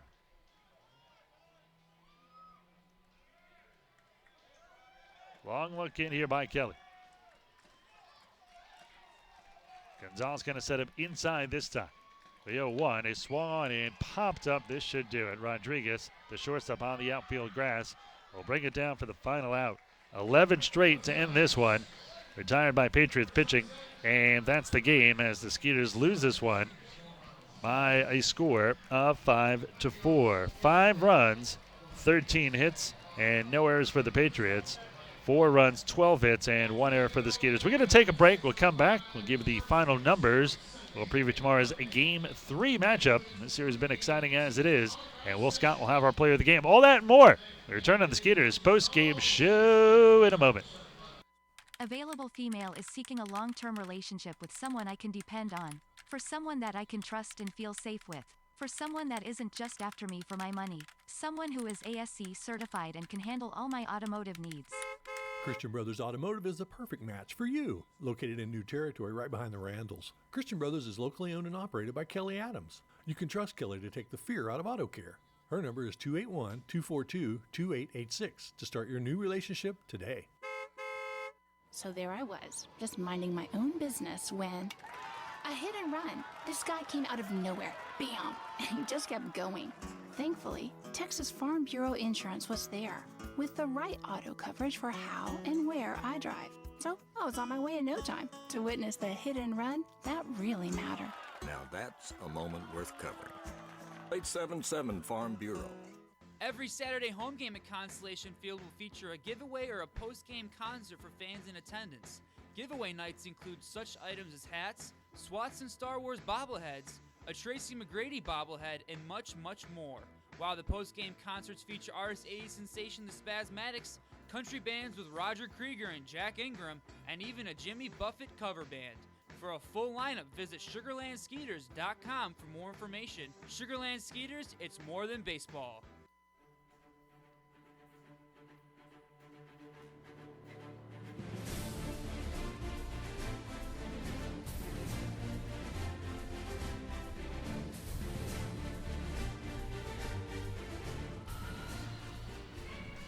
Welcome to the Skeeters post-game show. Well, a disappointed Ira Liebman as the Skeeters pull out a walk-off win in 11 yesterday, but lose by 1 today, 5-4. Final numbers look like this: 5 runs, 13 hits, no errors for the Patriots, 4 runs, 11 hits, and 1 error for the Skeeters. Winning pitcher is Dwayne Delo. He improves to 7-4. Ryan Kelly gets his 16th save of the year for the Patriots, and Paco Rodriguez, unfortunately, in his return, gets the loss. He drops to 0-1. Time of the game, 3 hours and 16 minutes in front of 5,502 fans here at Constellation Field. Let's tell you how this one happened. It was the Skeeters who struck first in the first inning. Sugarland, with 2 outs, got a single by Derek Norris, and then Juan Silverio got a single, putting runners on first and second. Matt Chavez came through with an RBI single, 3 straight hits with 2 down. Skeeters led 1-0, but the Patriots stormed right back in the top of the second with 1 out. Nate Coronado doubled, and 2 batters later, another double by Justin Trapp made it 1-1, and then Mike Francoso followed him with an RBI single, and it was 2-1. The Skeeters, however, would take the lead in the bottom of the 4th inning as they got a pair of runs, a leadoff single by Alvaro Rondon, a triple by Javier Betancourt, made that a 3-2 game. Excuse me. No, that's correct. A 3-2 game. And then back to the top of the order with Barrett Barnes, who got an RBI single. Well, we moved on to the 6th inning with the Skeeters now in front, 4-2. It would be their undoing in the 6th inning. 5 straight guys reached. Paco Rodriguez coming in for James Russell allowed an infield single to Matt Oberste. Justin Trapp had a bunt single. Mike Francoso with a little bleeder through the left side. An RBI single by Yovan Gonzalez. And then Justin Pacioli had a RBI single that drove in 2, and it was 5-4. And then really a great Patriots bullpen took over. And talk about the Skeeters bullpen, but the Patriots bullpen just as good. They retired 11 straight men to end the game with 3 straight 1-2-3 innings as they hold on and win by a score of 5-4. We're going to head down with our own Will Scott, who is standing by with our player of the game. Will. Thanks, Ira. Here with our player of the game, Mike Francoso, scored a run, had a stolen base, and went 3 for 4. You were kind of in a slump coming in. Last 10 games, your overall numbers on the year, though, really solid. Was your approach at the plate any different tonight? It's been tough last couple of weeks, like you said, but I was just trying to feel comfortable in the box, just trying to put good swings on it. And sometimes these games happen where you get a blue pay like I did, and then you find your way out of it, so it was a good night. There's a benches clearing altercation in the 6th. Did the slide into second base by Rondon, is that what triggered that? Yeah, I think so. I think emotions just get high, especially in a tight ball game between 2 clubs that are, battling to win the game. So I think it was just a baseball play that happened, and some tempers flared, and that was that. You just did another tight game. Both games, first 2 games in the series, decided by 1 run. two best teams in all the Atlantic League. Were you guys expecting a really evenly matched series coming in? Yeah, I think so. I think it's going to be a grind. Obviously, we're here for 7 days, 7 games. So I think it's going to be a grind every single game, and I wouldn't be surprised if there's more one-run ball games to come. Mike Francoso, our player of the game after a 3-hit night. Back to you, Ira. Thanks a lot. Well, so it is the Patriots who win this one by a final score of 5-4.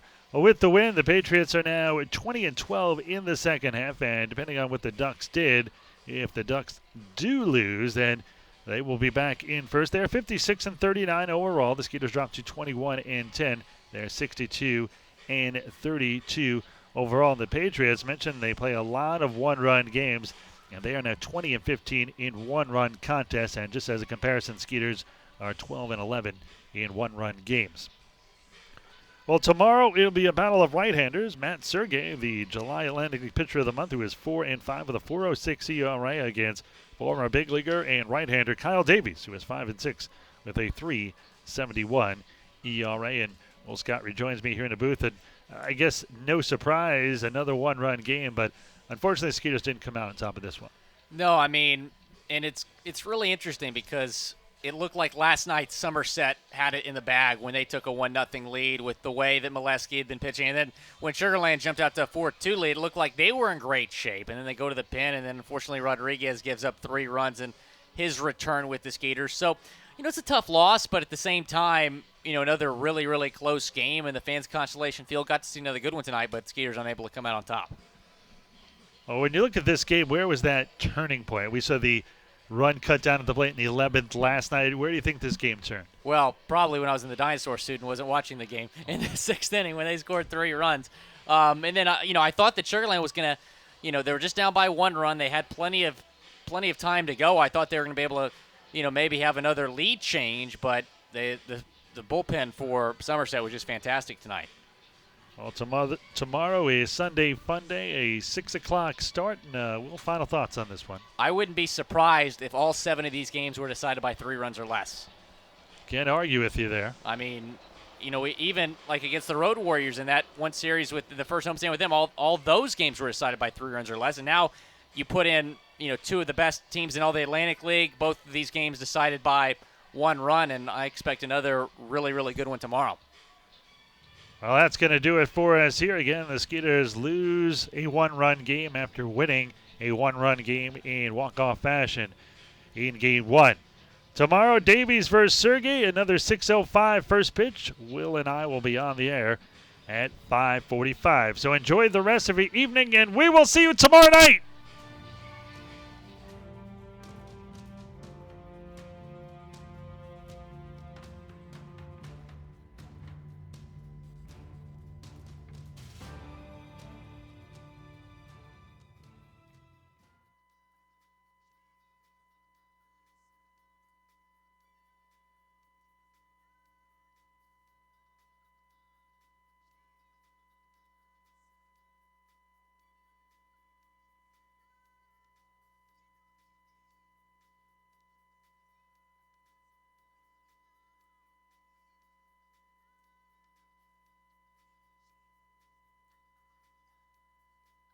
With the Padres single-A affiliate.